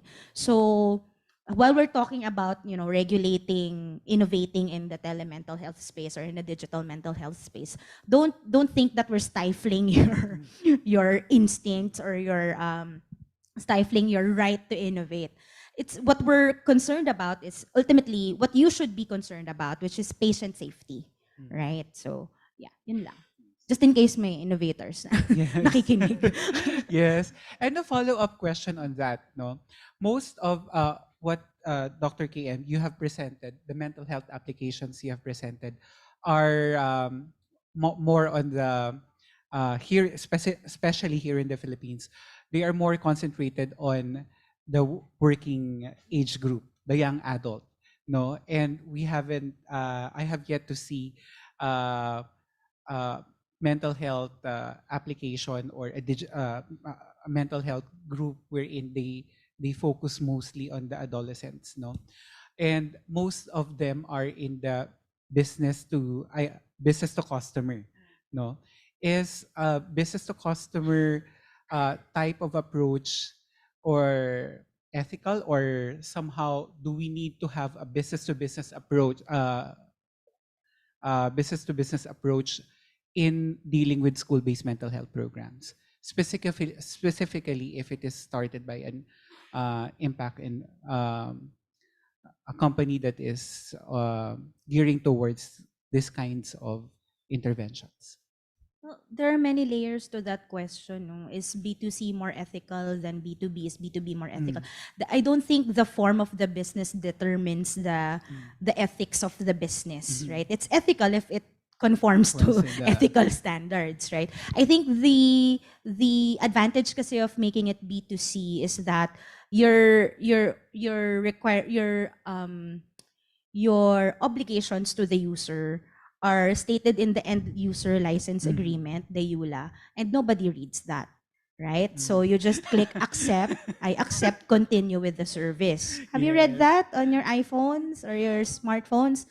No, right? Did you know that your iPhone sends periodic measurements of your location to Apple? You don't know because you didn't read the EULA, right? So that's kind of the manufacturer or the innovator trusting you to take control or to take responsibility and accountability of yourself, right? I don't think that's something that we can trust 5 to 14-year-olds to do, Yes. right? And that's why if you look at the model of Daybreak, right, the school, their contracts are with the school districts. The school is kind of the proxy parent for the students that are accessing the care. No, well, why they do have guidance counselors, even in the States, they are in short supply. So what Daybreak does is to para extend the services of the guidance counselor so that the guidance counselor can focus on the more severe cases, right? And so that there's early intervention, right? And then they've linked the mental health measurements that they do with school performance, and that's why the school districts also support them. So in that sense, the B2B model makes sense, right? Yeah, yun. So that's my answer. Yes, In my Dr. case, no, I have a very brief answer, no, which is related to this ethical standard that simply do no harm. The intention is understandable by the maker and the user. And so in terms of its delivery, the goal should be do no harm because intention is good. And that's precisely the essence of impact first investing. It is going beyond do no harm, but to do intentional good, one step higher. That's impact. That's the essence of impact first. So you just don't do harm. You do one step higher. You intentionally do good things, and that's the reason why my answer to that in terms of ethical. I don't go into impact first because you're precisely going the opposite. Don't pitch to impact first Yeah. investors. Because if you're going to invest using impact first investment policy, no, actually you are ethical at the start already because you are doing you are trying. It's not business. Business is a side benefit. The primary is to help social, environmental, and other of the marginalized people do earn more or uh, do well. No, so in terms of that ethical consideration, no, you should not be going into it. No, doon ka na lang sa traditional investing, wherein the main purpose is the return of investment. No, but if you are, di ba, much more uh, what is not impact first investing. It's not also philanthropic investing kasi you have a gain pa naman eh. Pero it's a sideline. No, not that's not your priority. Right? That's what we call the social return of investment. Wherein we are able to give emphasis on how it impacts the lives of so many people. So many people in terms of specifically for school-based mental health, the mental health of our learners. No. Okay. We have a question on Zoom. Where, wait. uh, yung una, okay. By the year 2020, 2030, what are scenarios of how would mental health tech businesses fill in the mental health service gap? I think that's a very good question, right? Rodney, I know you are in the development sector. I Sige, think you the can question answer is by this one. 2030, what are the scenarios of how would mental health tech businesses fill the mental health service gap? Okay. Sige. Seeing the importance of technology during the COVID-19, 'di ba? Because of the limited access to health services, I think we all know that amongst the clinicians who have really gained well on that are the psychiatrists because we can do consultations and mental health professionals in short because we can do consultations online. We do not need to see the patient physically or the service user physically because as compared to other practitioners who would be needing auscultation, the use of physical examination, nag-flourish yung use of telemedicine because or psychiatric mental health condition services because of the yung setting na pwede siya doon sa telemental health. So I think with by 2030 konti pa rin naman ng psychiatrists by that time siguro or maybe the psychiatrists now are focused more on the more severe cases and individuals who might be at risk or individuals who might want to promote their mental wellness can take access on services maybe that can be provided using the modern technology para ma-improve yung kanilang condition so that the psychiatrist now can focus on those individuals who are more of the professional needs. So, yan. Kasi tinitingnan natin yung mental health na hindi na lang yung may sakit na, kundi yun ding nangangailangan because they are at risk or those individual who would like to promote their mental well-being. So, maybe at certain point, our tech can really fill in the gap.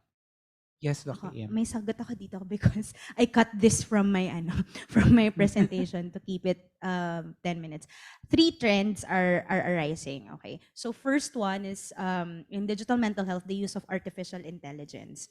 So artificial intelligence, not only chatbots, which we're very familiar with, but also neural networks in order to facilitate diagnosis, the use of sensors to collect other data than speech and yung content ng speech in order to create a diagnosis. That's a trend. So we might see maybe someday an AI diagnosing someone with severe depression using a video of that person, calculating yung little perspiration dots, the changes in the body language in the face or in the hands, to see that this patient is also in crisis. So something like that. The second one is expanding patient choice. So because of the deluge nga that we've already seen of mental health apps, we also see patients who are actively taking control of their choice of practitioner. So because they have a lot of options, no, there's already better help in the Philippines, right? So they can even choose to consult with a psychiatrist who is not Filipino, right? Who is from another culture, another country. We're looking at an expansion of patient choice in such a way na the normal clinic paradigm of the doctor will see you now will flip and it will become the patient will see you now, right? So the third thing that's also kind of prevalent is yung the expansion of services for niche groups. So we already see this in the UK, in other countries where it's more not more prevalent, but where they're probably more social aware. But services specifically, for example, for LGBTQIA communities, services specifically for trans children, specifically for Black women and children. So there's a wonderful app called Shine that's specifically for BIPOC people, yeah, for resources for them. So those are the 3 trends that we're seeing globally. Whether or not that will affect the Philippines, right? Because healthcare and mental health is very context specific. We don't know, but globally at least that's the outlook. So there is more of democratization of the entire mental health Yes. ecosystem as we move to the digital age. Yes.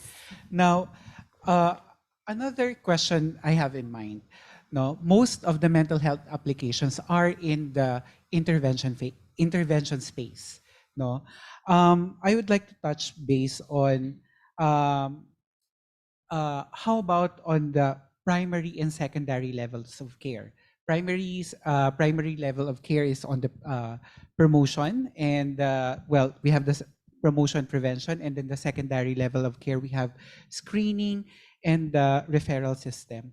Do you think we should also invest more on the primary and secondary level of care, given that given that a lot of the mental health applications are focused or are already on the tertiary level of care, which is the interventions, teleconsultations?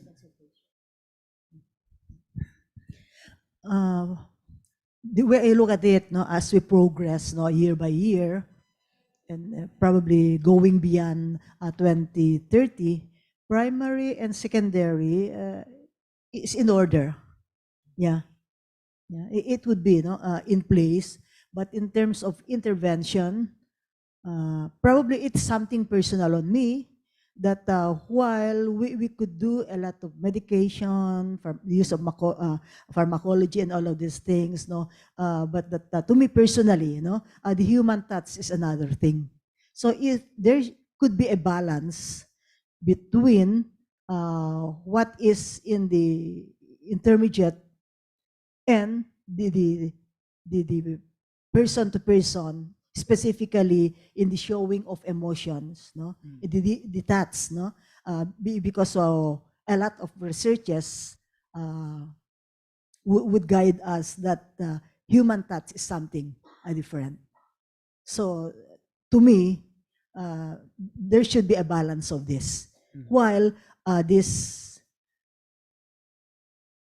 intervention through the use of AI admittedly would be in place, but not exactly to replace the presence of the human person. Yes, and I do think it's also important that in applications like this, wherein it is verified by a mental health practitioner. Anything that will actually test, anyone who will actually test positive will have to be verified by a mental health practitioner, either by a clinical psychologist, a guidance counselor, or a psychiatrist. No? Doc KM? Doc Noel. We have to keep it light. Yeah, I will. We've all agreed that the mental health issue in the country is nearing crisis level based on the data that was presented. Therefore, individualized or target intervention should not be the case, but let us treat mental health as a public health issue already. And if you are treating some disease as a public health issue, then all levels of treatment should be addressed, whether it's primary, whether it's secondary, whether it's tertiary. No? Equal dapat yan. Much more nga kung sa preventive promotive aspect, advocacy. No? The first, of course, should be destigmatization. It prevents a person from seeking help. No? So may services ka nga, hindi naman pumupunta sa'yo, then useless. Then all should be included. Addressed all. No? Now, in the previous question about 2030, no? I could just say in terms of me being the medical center chief for the National Center for Mental Health, all our efforts are geared, all our strategic planning, all our reframing of services is geared towards 2030. No? And I can say that based on our timelines, based on our, what do you call that, roadmaps, no? That by 2030, NCMH should have decreased its bed capacity. Decrease. Why? Because by that time, NCMH should have capacitated community mental health centers. No? So it follows. No? One more, by 2030, our IT infra should be at par. You know why? Because NCMH is a research center, supposed to be. It's a reference center. And by that term alone, our IT infra should be mabilis. No?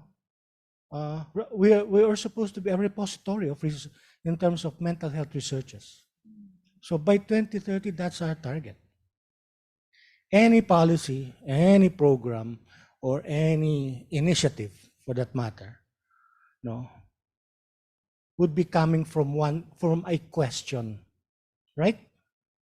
Nagtataka ka, you are curious. Why is ganito? Then you do research. Then, upon the result of your research, now you can translate that into a policy. No? So that's hopefully, NCMH can live up to the mandate that is being thrown at NCMH, no? Based on the law, Mental Health Act 11036, Universal Health Care Act, which entails equity, equal, no, in terms of evidence-based treatments and other modalities, available to all people, no, all Filipinos. Okay, so not only that, no, because NCMH is the mother agency is Department of Health. Department of Health also has some mandates thrown to us, no? So marami. And not to mention our own mission and vision, our own objectives on why we are existing, no, NCMH. So lahat yan, we'll try to harmonize it, no, and come up with these roadmaps. And hopefully by 2030, yeah, I agree that it is technology based. No, I presented earlier that there are 0.633 psychiatrists per 100,000 population. No, and so we really cannot reach far and wide. No, what we can reach is here and there. No, but technology makes us available, no, to the far-flung areas as long as they have internet service. No, so really, IT, no, technology plays a major role in terms of our service provision in the coming years. As a center, we're also preparing for that. We're upgrading our infra, IT infra, no, to handle all of this. No. Nagulat nga ako, nakakagulat. Napupuno pala ang memory ng sa dami ng sa dami. So I need to really upgrade so all the server, tapos data banking, no, everything. So that's my answer to that question. May dadagdag lang ako siguro, Apons, na do we need to invest on prevention and promotion? Yes, definitely, no.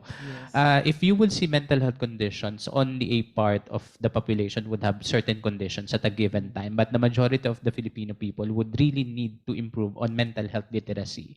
So this is one of the strategic focus of the Philippine Council for Mental Health strategy map for 2024 to 2028. So aside from improving the services for those who have already afflicted with mental health condition, is as well improving mental health literacy, so that eventually people would be more aware of what they can do to improve their resilience to stressful situation, preventing them from having mental health conditions, or maybe at least helping other people identify, especially those who have difficulties in reaching out to people who would be helpful to them. Yeah. Thank you. How about on the screening and referral pathway? I know it's important to be literate about your own mental health, no? But one critical aspect is the screening and then timely referral to mental health professionals, no?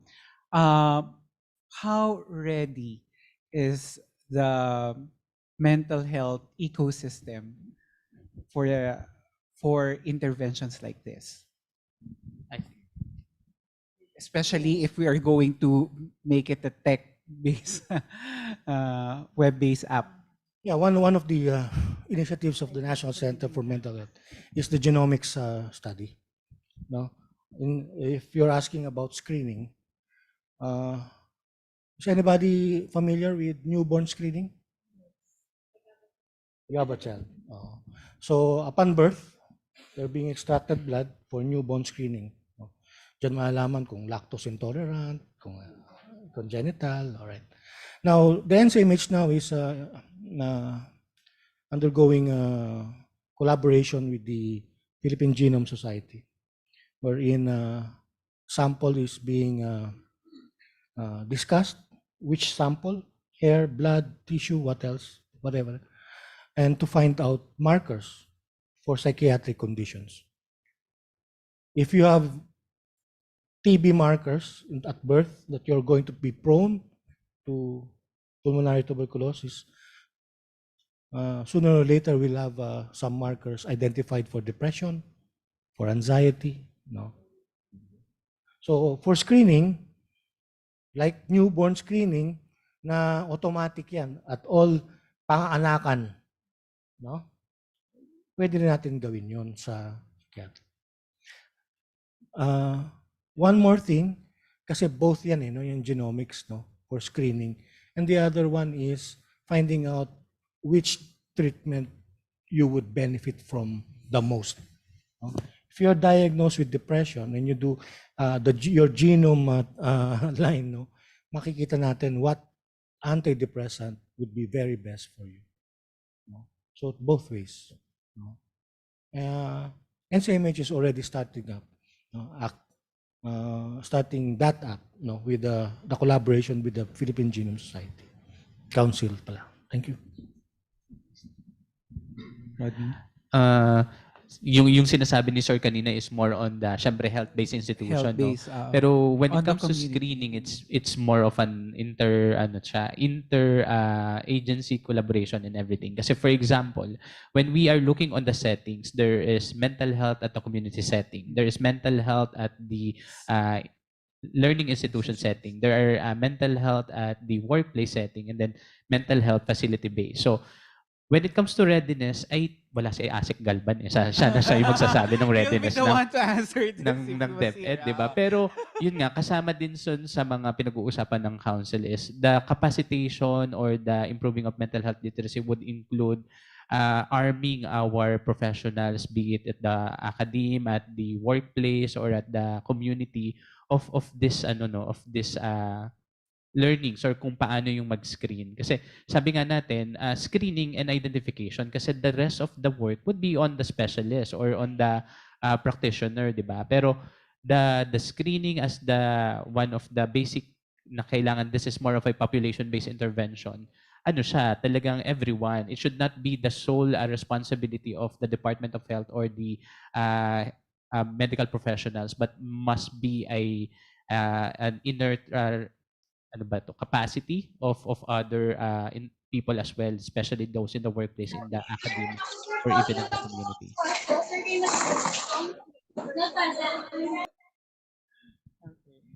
I just want to add lang na that would be a prime kind of spot for innovation, right? So in other areas, not just in the mental health space, we've seen task shifting happen.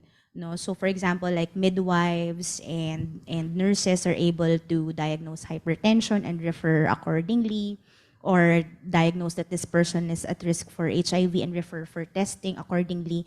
Yung task shifting that's aided by technology, where they have an app with a checklist, and the checklist would automatically compute, yes, this person should be referred. That's a prime, so mga innovators. That's a prime, mga innovators, hello. That's a prime spot, for innovation, and that's the kind of innovation that we would like to fund, right? That we would like to see. Kasi that's, as they said, if it's a crisis, then population-based intervention should be considered, and population-based innovation should be funded, right? So that's the kind of stuff now we'd like to see as well. So if somebody gets inspired, you have my email address. Yes, bro. Yes, Doc KM. Yes, for the school Yeah, days yeah. specifically. I was struck by the statement of Dr. Noel early on that we are now going to the direction of mental health to be in crisis. And so in the school setting, in relation to screening, the answer is no, both in basic and higher education. The kind of screening tools that we have in school, probably one or two in terms of screening tool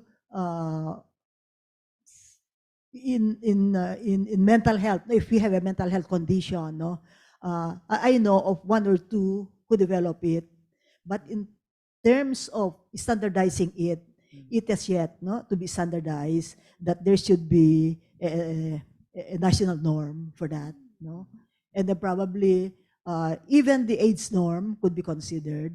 So that's one. And there are no screening tools in terms of mental health condition, anxiety, depression, and any other mental health disorder. If we have, they are all foreign made. They are all Western made. In which case, I do believe that it should not be. Again, we have to consider always the culture. Yeah, so, and that is one challenge that we could take, and we'd probably connect this impact first investment. If there could be a foundation to support in the development of screening tools in both basic education and higher education, then impact-based investment would be there. Yes, Doc Kay. Ma'am, hindi kailangan. So kung meron po kayong idea on how to do that, you can present it as a research proposal to the Philippine Council for Health Research and Development. So, and they will fund that. They are undersubscribed most of the time. Yeah. So you can develop that as a research project, right? And then when it can become commercial, you know my email address. so that we can Yes, scale point it of up so that collaboration. we can Yeah. scale it Point up of and it can reach more Filipinos, right? So it can begin as a collaborate between the and then and then funded by PCHRD maybe. Naku, baka saksakin ako ng mga taga PCHRD. But they do fund research projects like that. And mental health is one of the priorities in the NURA, in the National Unified Health Research Agenda. So it is possible to get funding for that, and that is a possibility to happen. And I think it's important. I want to add also that this is not only in terms of mental health screening tools, but in all other psychological assessment tools, Yes. all westernized. And I would say that there is this very big violation in terms of the implementation of ethics in this use. Puro, they would simply use it without establishing local norm for the Filipinos, something like that. Sabi ko, wow, that's a very big no-no. But it's a practice, ongoing practice. Yeah. But who is going, But is going to say, you're violating the ethical standard of assessment. Nobody And do it. it's important that we are able to contextualize it in the Yeah, Filipino yes, setting. That's what we are actually looking into, refining the research methodology on the screening platform that we are, if we are going to develop this, it's important to really contextualize it down to the cultural norms of the Filipino people, and at the same time put into context the knowledge and expertise of our Filipino mental health practitioners, no? And I think this is where And to add to, since you have mentioned already that we have to put the expertise and the knowledge, we were trying to come up with operational definition of what is an evidence-based practice is all about. Yes, Because at times we would make use of this term, but it's not grounded, meaning that there are no parameters, there are no criteria where they would be really called as this is an evidence-based practice. Based on what? So it should be based on empirical results, meaning that there should be a lot of studies conducted, and the results should show that there is an effective outcome together with the expected effectiveness of the empirical study that you have conducted. Number two would be the clinical expertise. Who did it? yes, In terms of the tools or in terms of the intervention, is this the work of the expert? And number three, how about the characteristics of the clients, their beliefs, their values, the traits, the culture, and so on. So these are the three, These are the three criteria to identify a treatment or an intervention to be labeled as evidence-based practices. okay. Yes. And another question wherein I would want to touch base on, how can mental health professionals and impact first investors collaborate to be able to make, let's say, fruitful and at the same time impactful programs specifically for the school-based sector? Well, maraming ways eh. Like for example is yung technical expertise ng bawat isa. Like for example in program development, needs assessment, monitoring, screening, something. So parehong merong kanya-kanyang expertise yung dalawang field that can really collaborate and come up with a good project or something that is very useful to many. So yun, some of those would be what I have mentioned. Program development, needs assessment, yeah. That's the reason why the challenge that was posed by one of the By Dr. challenge. Hing. Yes, she spoke of the challenges, no, kanina. And one of the challenges is the Department of Education teachers, how to collaborate with them. Oh. And they're the ones who will notice the first sign of indifference ng students, sign of sadness, biglang nalungkot, biglang naging hindi interactive, no? But unfortunately, with the present Secretary of Education, they release an administrative order that teachers are teachers, no? That they should be limited to that, no? That nawala na yung ano That puts the burden again to the mental health to professionals. the mental health professionals, yeah. So naging napunta ulit doon that they should not be tapped, no, to do counseling, basic counseling, no, to identify red flags, no. Very unfortunate, yeah. And that's why I think Dr. Reynes mentioned it as a challenge. It is a challenge indeed. I have a basis for that. No? At the height of the approval of this Mental Health Act in 2018, I was invited in the University Belt to talk about mental health already. Kasi talagang nagpo-popularize na ang kwan po, no? The act to be approved na. They are all senior, junior, and faculty members here in Manila. More so if you would consider it in the province. So just to titillate them, if I may use the term na titillate, just exaggerate. No? So what's your concept of mental health? And then they keep on answering on the white screen. The first answer is brokenness. Your concept of mental health, ano, what do you associate? Brokenness. If I may exaggerate, nung nakuan ko, and then 50 po ang yung sumagot out of 2,000 audience. Number 2, sadness. Palikod ako ng palikod. First, second, and third choices, all negative. And then the fourth one, state of well-being. 1 step forward, 3 steps forward ako. So meaning, just to show na every now and then, negative, first, second, third, negative. And on the fourth, state of well-being, okay, positive. And then all the rest, negative. I think that is one, no? That they do not know yet the concept of mental health. But if you are going to find the definition of mental health in the law, it's very positive. And that is already, an activity in itself, no? It is state of well-being where every individual, no, realizes his potentialities. So self-awareness na muna yun You could do that in school setting. You could do that as an activity already, no? To know who you are. Self-awareness na yun. But too sad, no? That one reason why these teachers would not know or would have a negative impression before was because they are not aware or they don't know the real concept of mental health, which is very positive. Very negative ang alam students and teachers.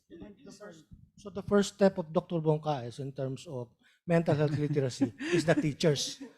Yeah, the teachers, not the students. Dr. Bongkaes, you have a lot of work to do. Kaya nga sana nandito si Asik Galban, no? Para ipapasa natin So we kay can Asik pass. Galban. Yeah. We have some online questions here. Okay. Currently, the mental health applications require some payments, and rightly so. At the end of the day, my question is what needs to happen in the coming years so that access to mental health can reach the vulnerable sectors or those who cannot pay for such services? Universal fa- health care. universal health care, no? And do people in the vulnerable sector know about mental health in the first place?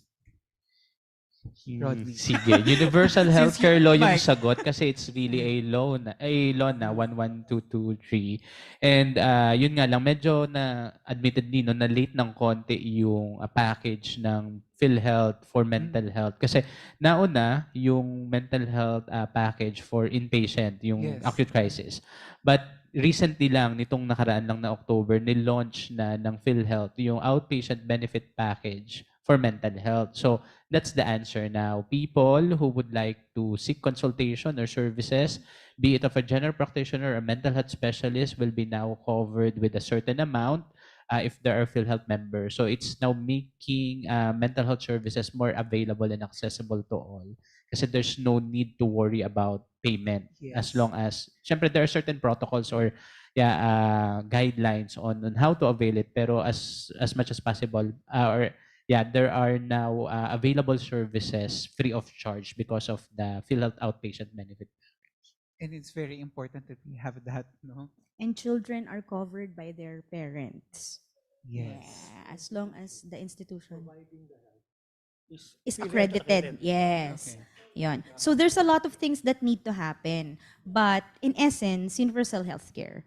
So the physician, the psychiatrist needs to be accredited, the institution needs to be accredited. So if it's going to be through these apps also need to get registered sa Yes. PhilHealth. And PhilHealth would have to put out guidelines on how they're going to register and regulate these apps. Again, if these apps would be approved by the Department of Health, then it speeds up the process on PhilHealth. So it goes back to what I've said. Na the Department of Health should take the lead in all of this, as the health governing body of the Philippines. Yeah, that's a health. Yeah. And we have one last question from the Zoom. What do you anticipate will be the most significant changes or challenges and opportunities for mental health practitioners over the next 5 to 10 years? Moving forward.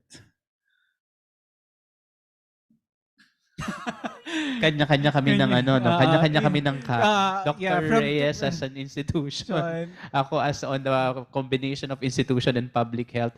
I think the most significant challenges or changes or opportunities would be now is many people are highlighting mental health because of the law. So gone are the days. Meron pa rin namang stigma and discrimination, but definitely we are moving forward on really becoming more aware about mental health. So later on, makikita natin yung trend siguro na hindi na aabot na may sakit na kaagad yung isang individual kung magpapakonsulta siya kasi dahil sa kanyang literacy about mental health ay nape-prevent na yung mga ganung situation because he will be able now to identify what can he do at this early stage na nararamdaman niya to. So I think that's one.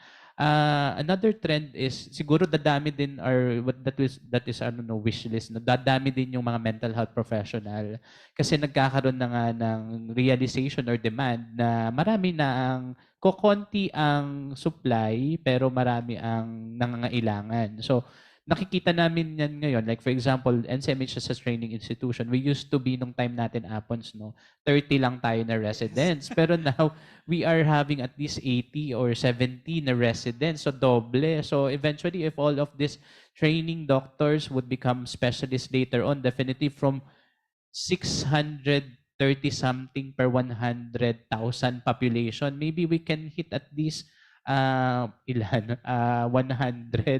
1,000 man lang siguro eventually per 100,000 population. So yun, we're also, but the challenges of course is one is funding kasi the mental health law is a law but dun sa funding source nakalagay walang specific na guidelines saan kukunin ang funding, di ba?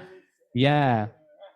Pangalawa din is parang syempre yung dynamic ng leadership and governance. This is a law but then LGUs, local government unit, would have different prioritization when it comes to what are the programs to be implemented at their area. So gusto din sana natin or siguro yun, isang malaking challenge is to change the perspective of our leaders investing on mental health? Kasi sabi natin, majority of Filipino politicians would be more on something that is tangible, building, school, hospital, something like that. Pero yung mga programs na hindi nakikita, hindi masyadong priority. So I think that is one of the opportunity or challenges that we would like to address later on.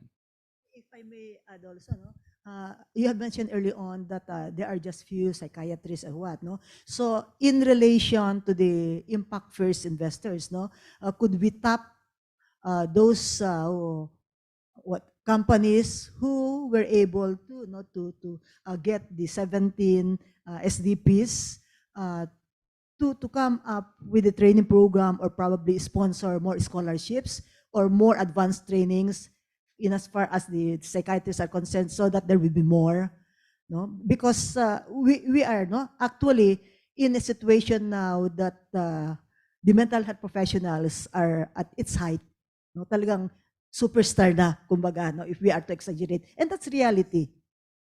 So same is true with also the psychologists more than 2,000 lang. So I think these are some of the things.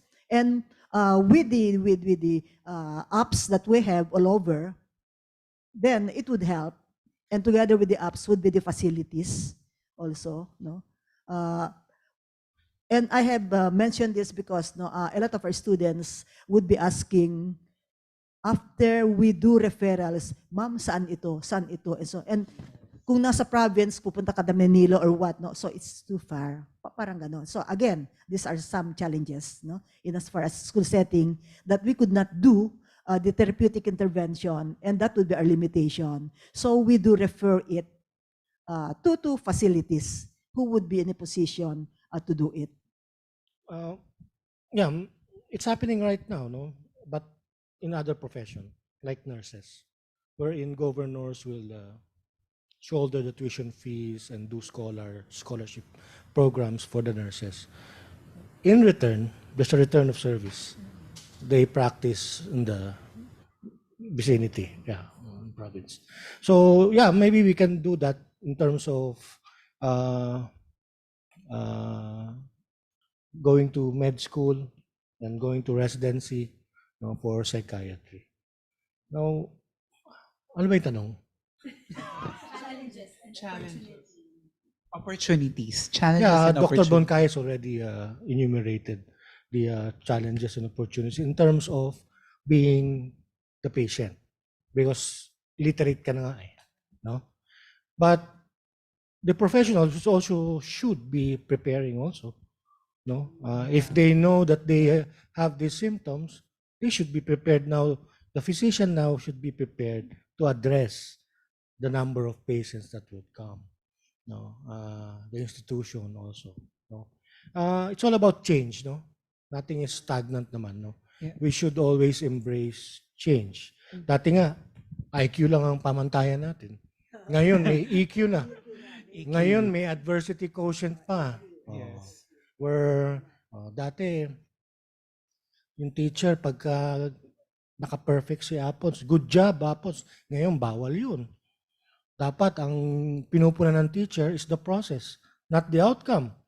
Dapat sabihin niya kay Apons, you've exerted so much effort. Congratulations. No? Hindi dapat yung output na pumasa siya. No? So those are changes now. No? Ano na ba ngayon? Those who are 15-year-old are what? What generation? Gen Zs. They're Gen Zs. Gen Z ba o Alpha na? Alpha Alpha na? na. Okay, I'm late. So it carries a different trait, a different than millennials like me. Yes, I believe you're still a millennial. No, so ganon.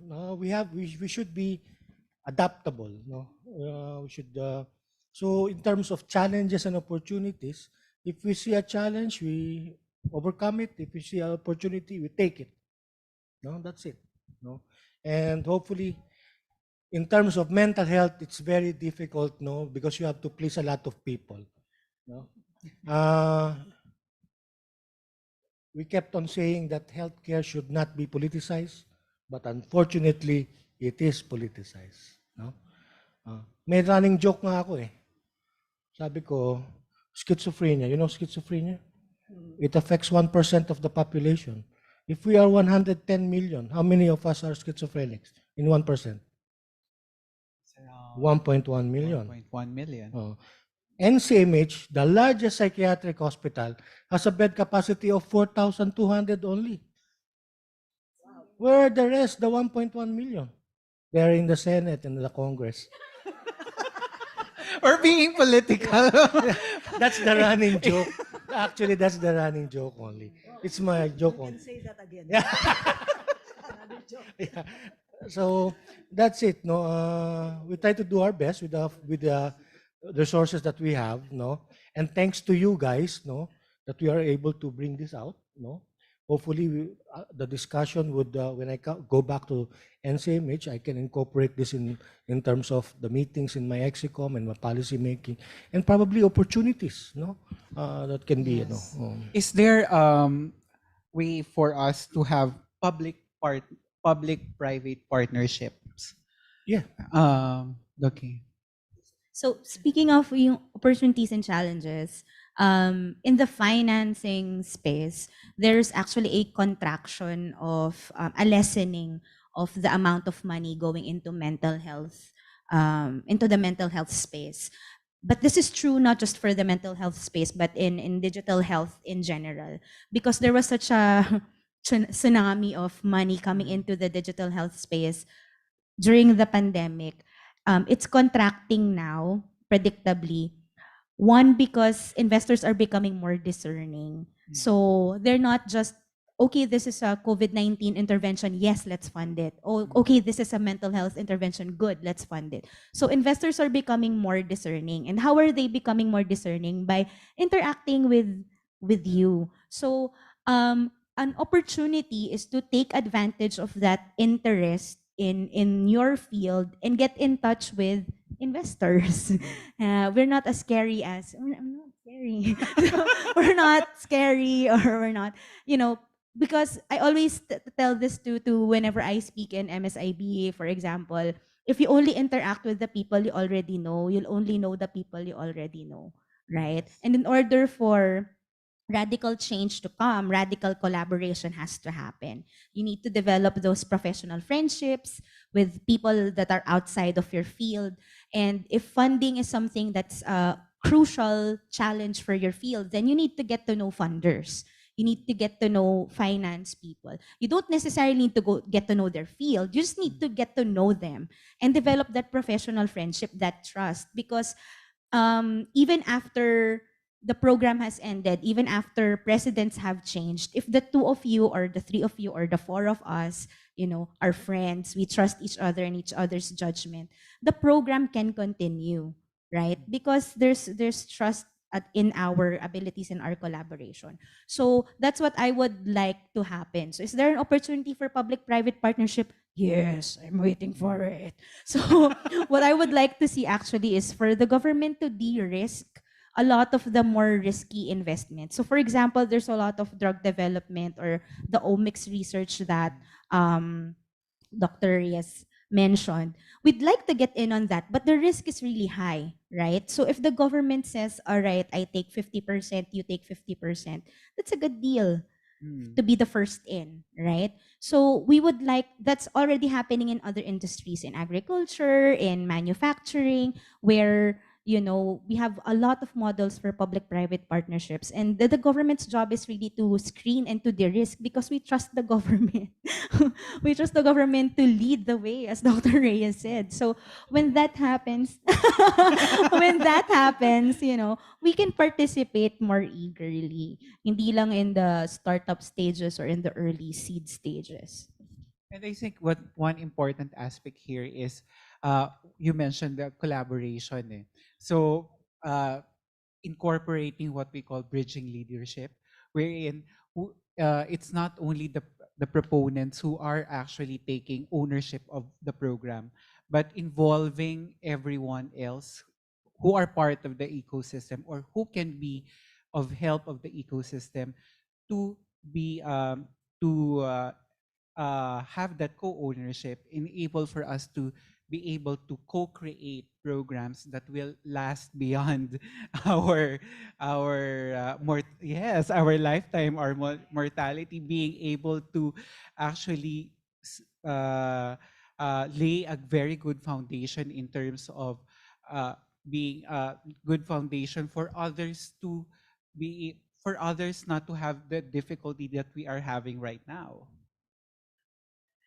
And siguro one last question before kasi I think it's already almost 4 o'clock. Dr. Hines, there is one question with you. For you, no? Is your association open to collaboration with private organization to certify teachers to be mental health first responder coaches? May questions sa audience. Okay. Yes, Dr. Hines.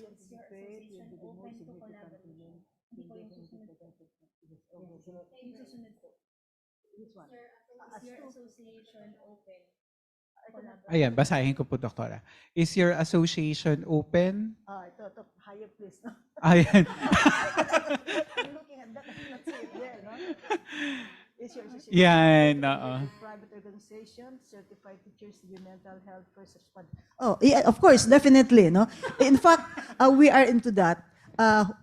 Initially, no, because we are talking of the challenges and opportunities. The first thing that I'd want to say is number one is to increase mental health literacy between and among the members who are in the school setting.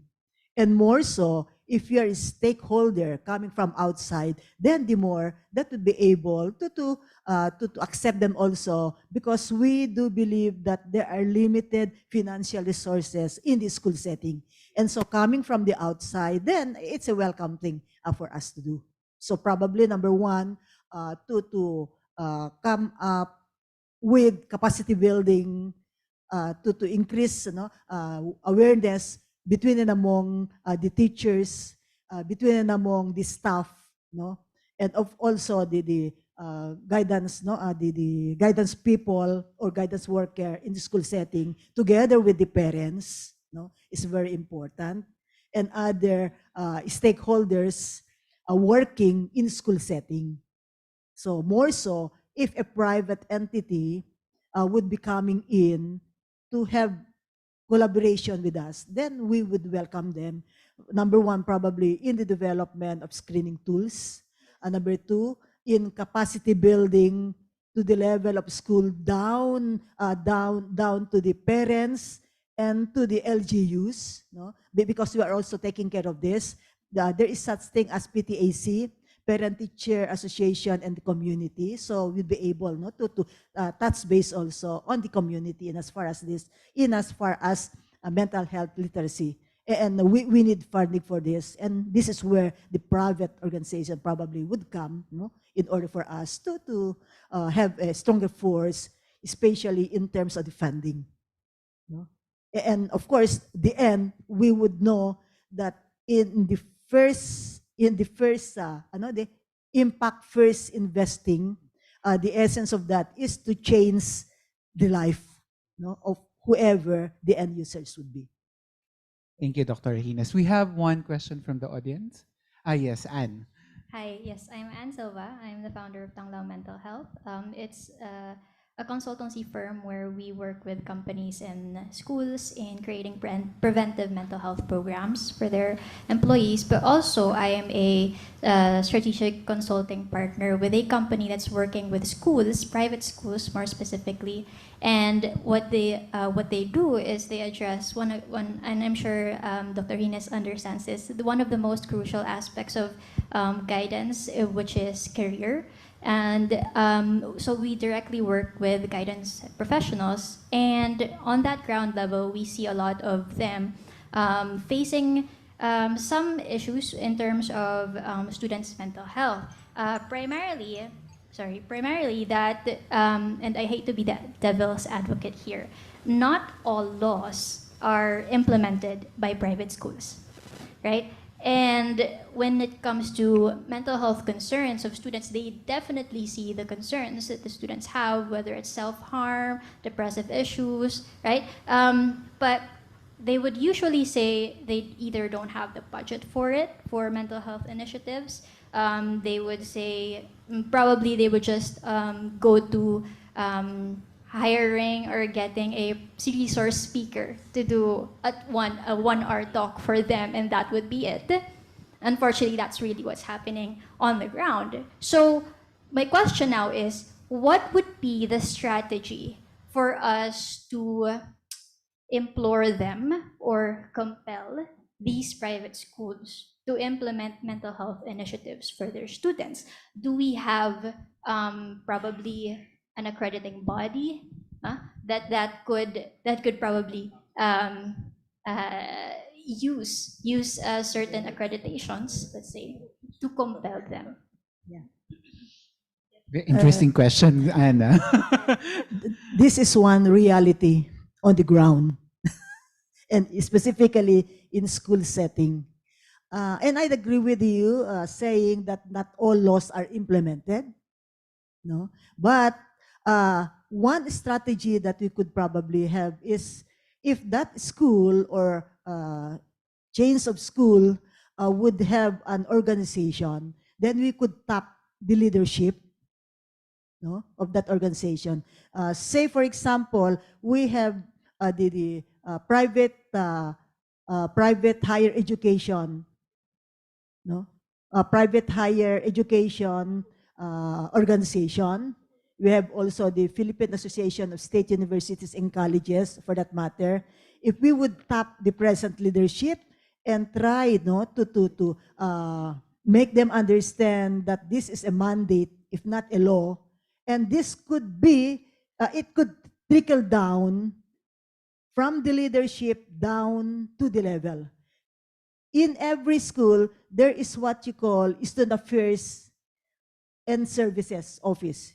Student Affairs and Student Services Office. And this is the office who would implement all the mental health activities, both in public and private, in basic education and in higher education. So this would be the right office who could come up with the mechanism, starting off with a bigger organization wherein this organization would make it as one of their advocacy that all member schools in that organization should be able to make this mental health as their advocacy, and collectively, these members of this organization school would come up with a working mechanism that there should be some kind of needs assessment. From the needs assessment, they're going to come up with the mental health program. From the mental health program, they have to implement, they have to monitor, and then to evaluate it. So from the development to its execution, no, and up to the last, there should be a tool for that. No?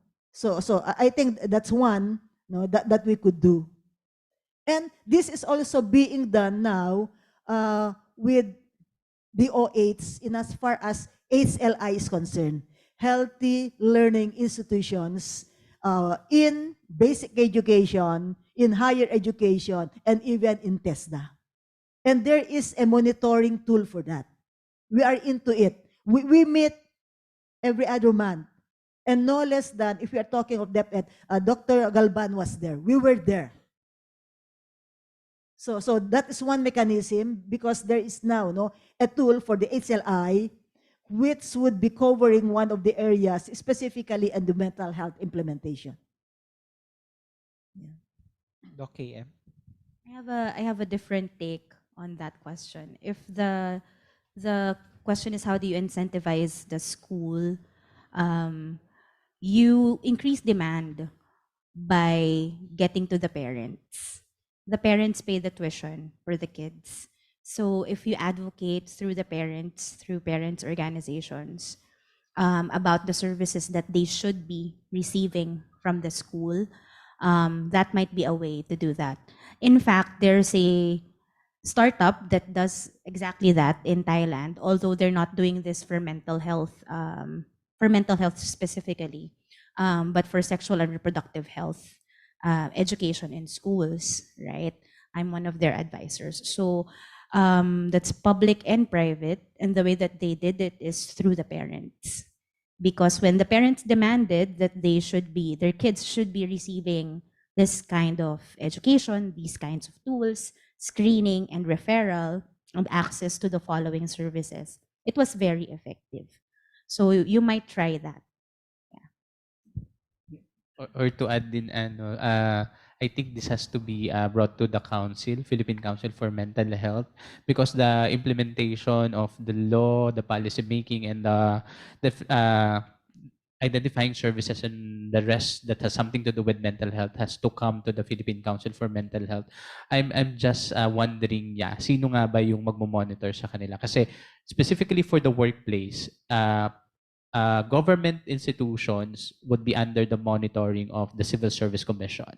DOLE, on the other hand, would be implementing the workplace policy for mental health for the private institution. So, iniisip ko nga din, pag sa schools ba, DepEd din ba siya? Pero, Ma'am Dr. Regines mentioned kanina HLI, so naalala ko bigla yung during the discussion na there is the healthy learning institution that will be rolled out eventually to all schools, and I think the primary mover will be the Department of Health. Pero I think when it comes to mental health specifically, it should be the Philippine Council for Mental Health. Yeah.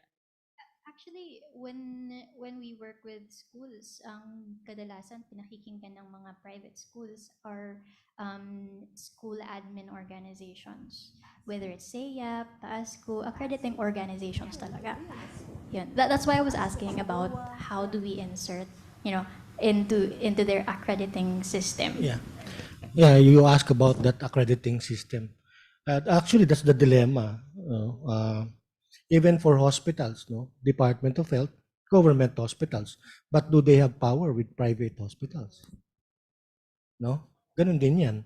No? So, DepEd, may power sila sa government schools, public schools, but can they exert sa mga private schools, Kaya siguro I believe that the parents would, because they're paying for it, they should be demanding ganun din, That's the experience we have, during the COVID time.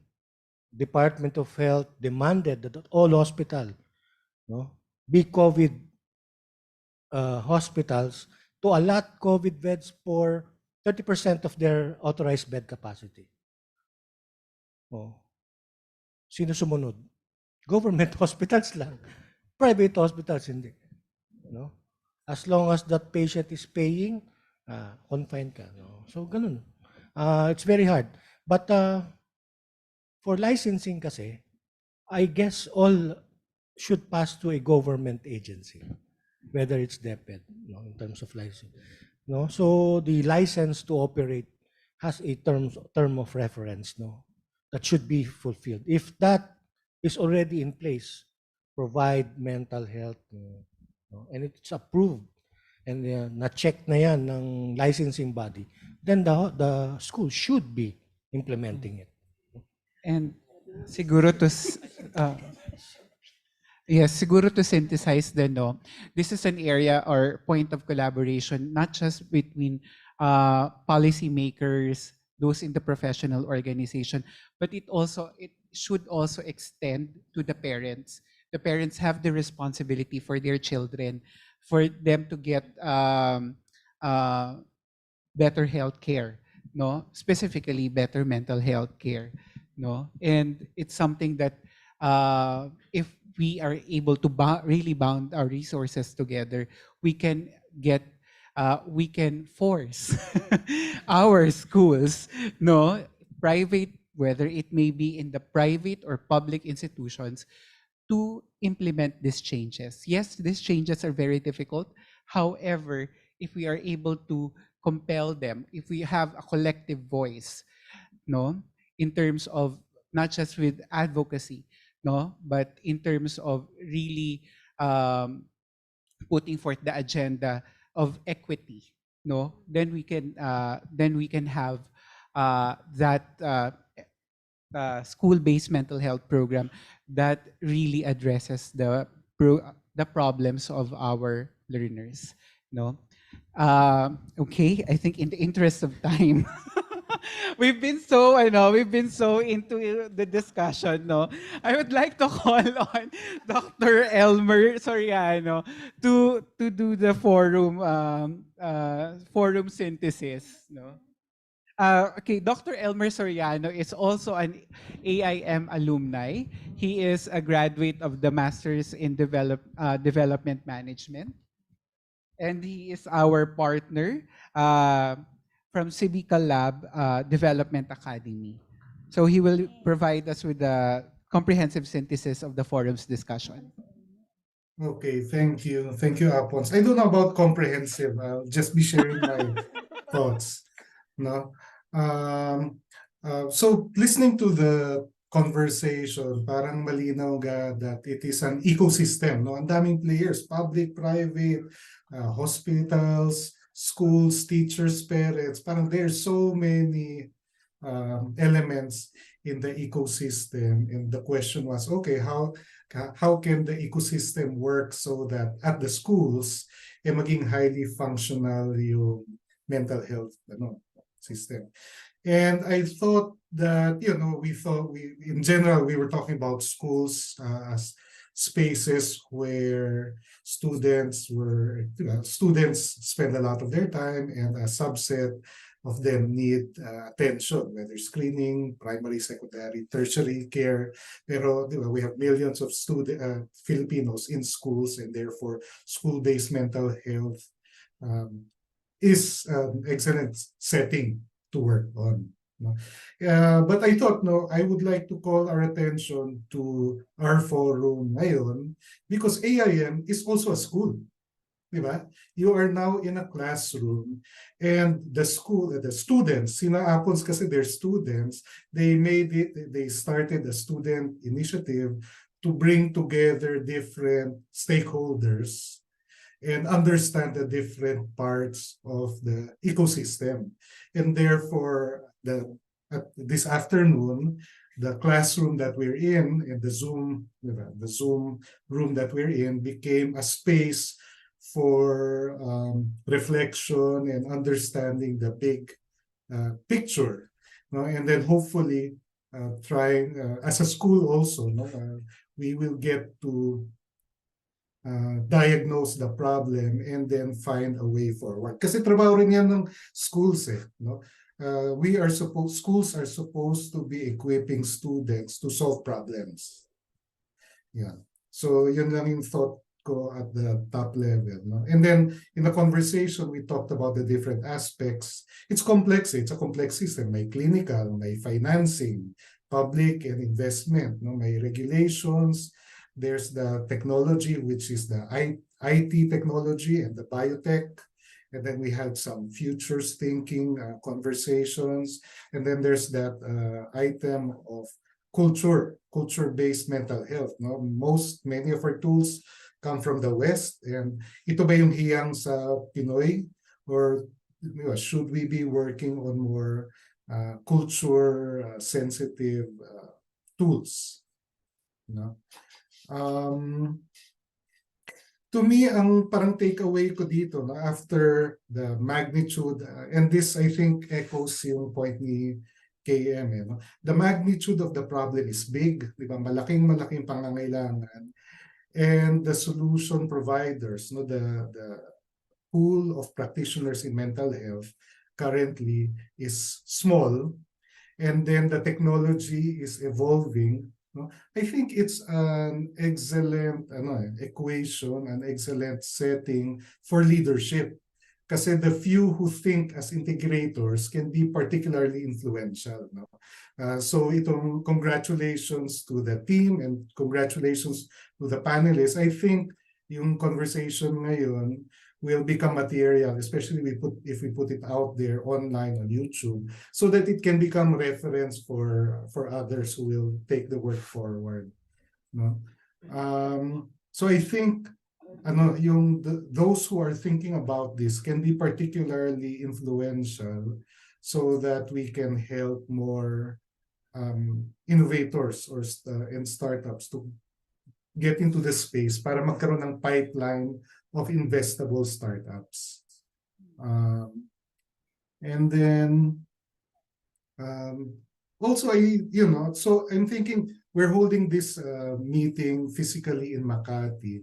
Now, I imagine that there are hundreds of schools that teach psychology, nursing, guidance and counseling. I imagine that I hope that many other schools in the other cities will have similar conversations like this para umusad yung agenda nila at the local level. No? Yung not waiting for the guys in Manila to have their meeting and tell them what to do.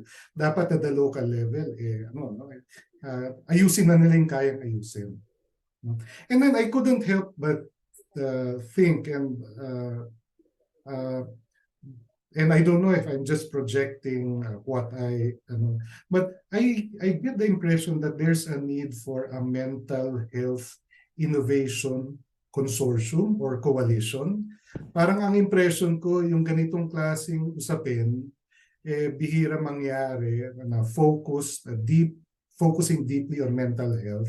And I also get the impression na kung walang magpatuloy nito, this will evaporate.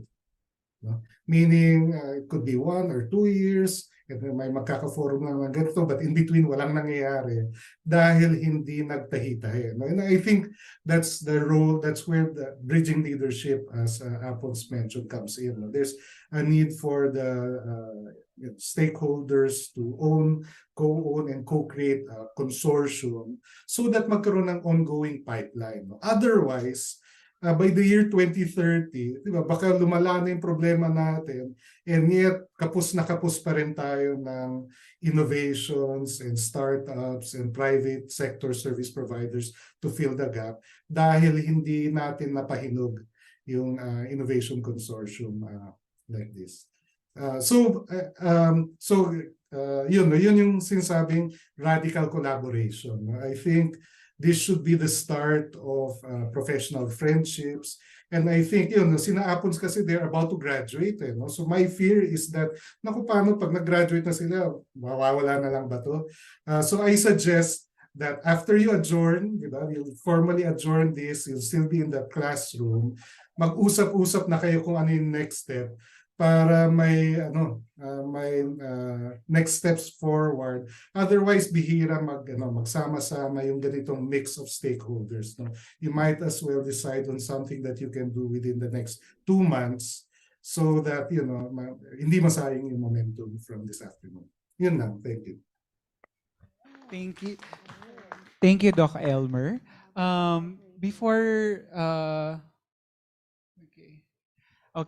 we end, we have a QR code. Can you?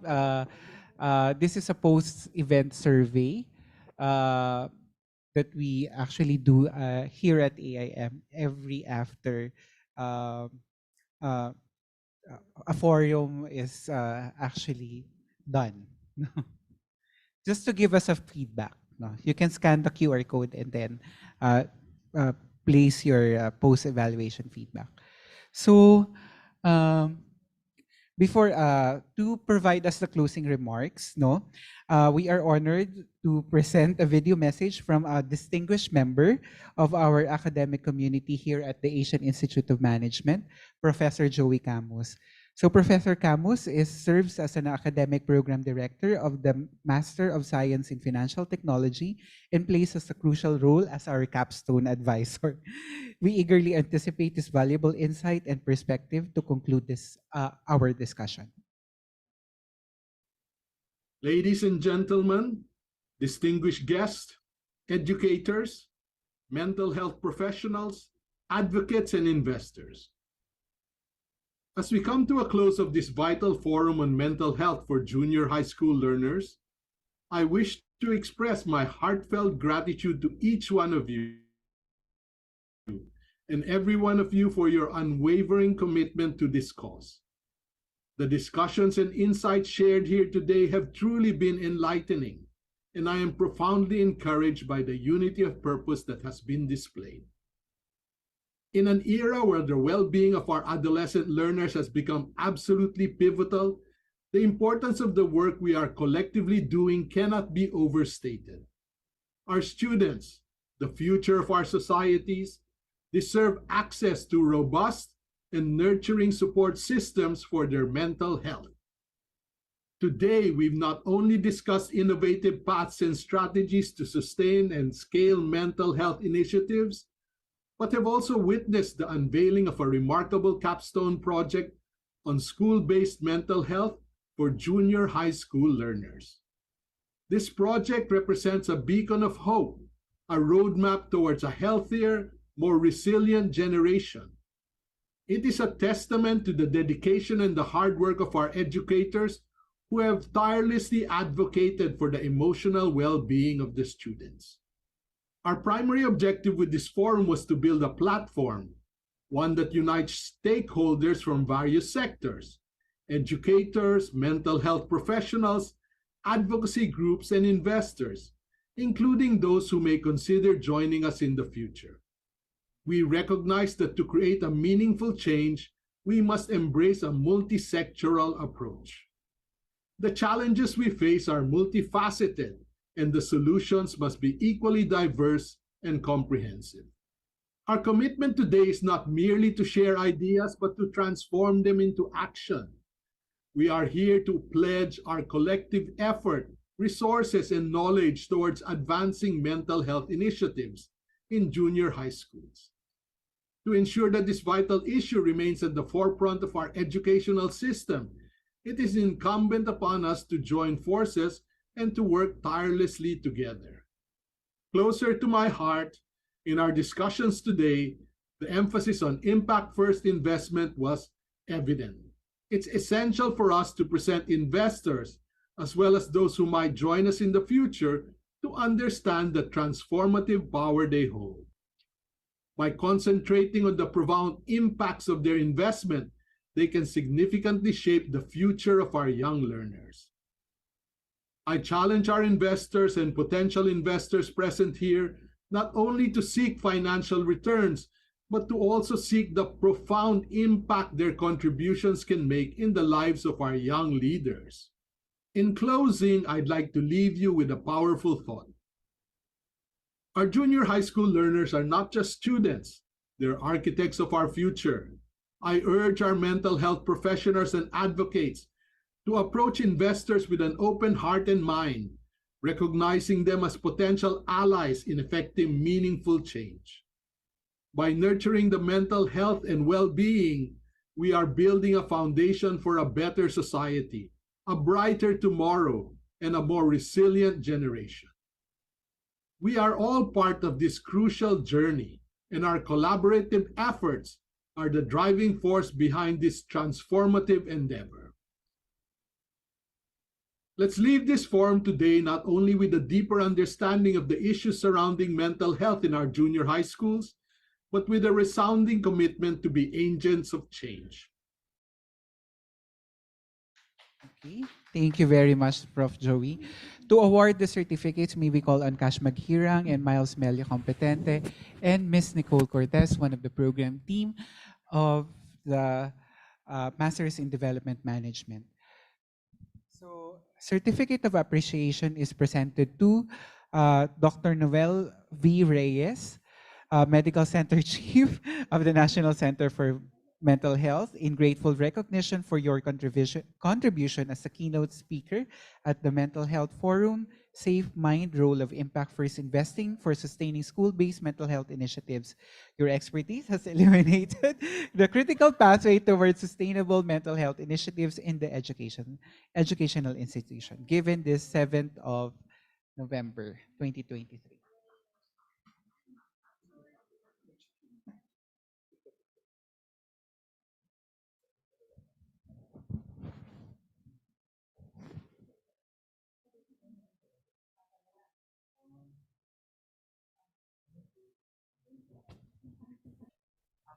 For the panelists po, sabay-sabay ko na lang po kayo. Same text po. Certificate of Appreciation is presented to Dr. Adelaida Hines, President of the Philippine Guidance Counseling Association. Rodney Boncajes, Head of the Special Concerns Unit of the National Center for Mental Health. And Dr. Christine May Magtubo, Associate Health Lead of Ignite Impact Fund. For the valuable contribution during as a panelist for the role of Impact First Investment. Okay, thank you very much.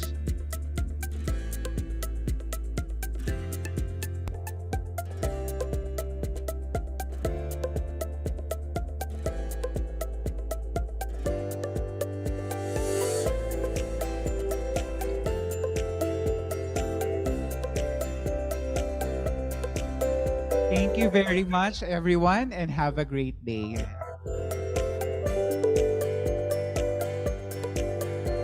For those who participated online, thank you very much for attending our hybrid session. And we hope that you have learned and a lot during this conversation. Thank you and have a good day.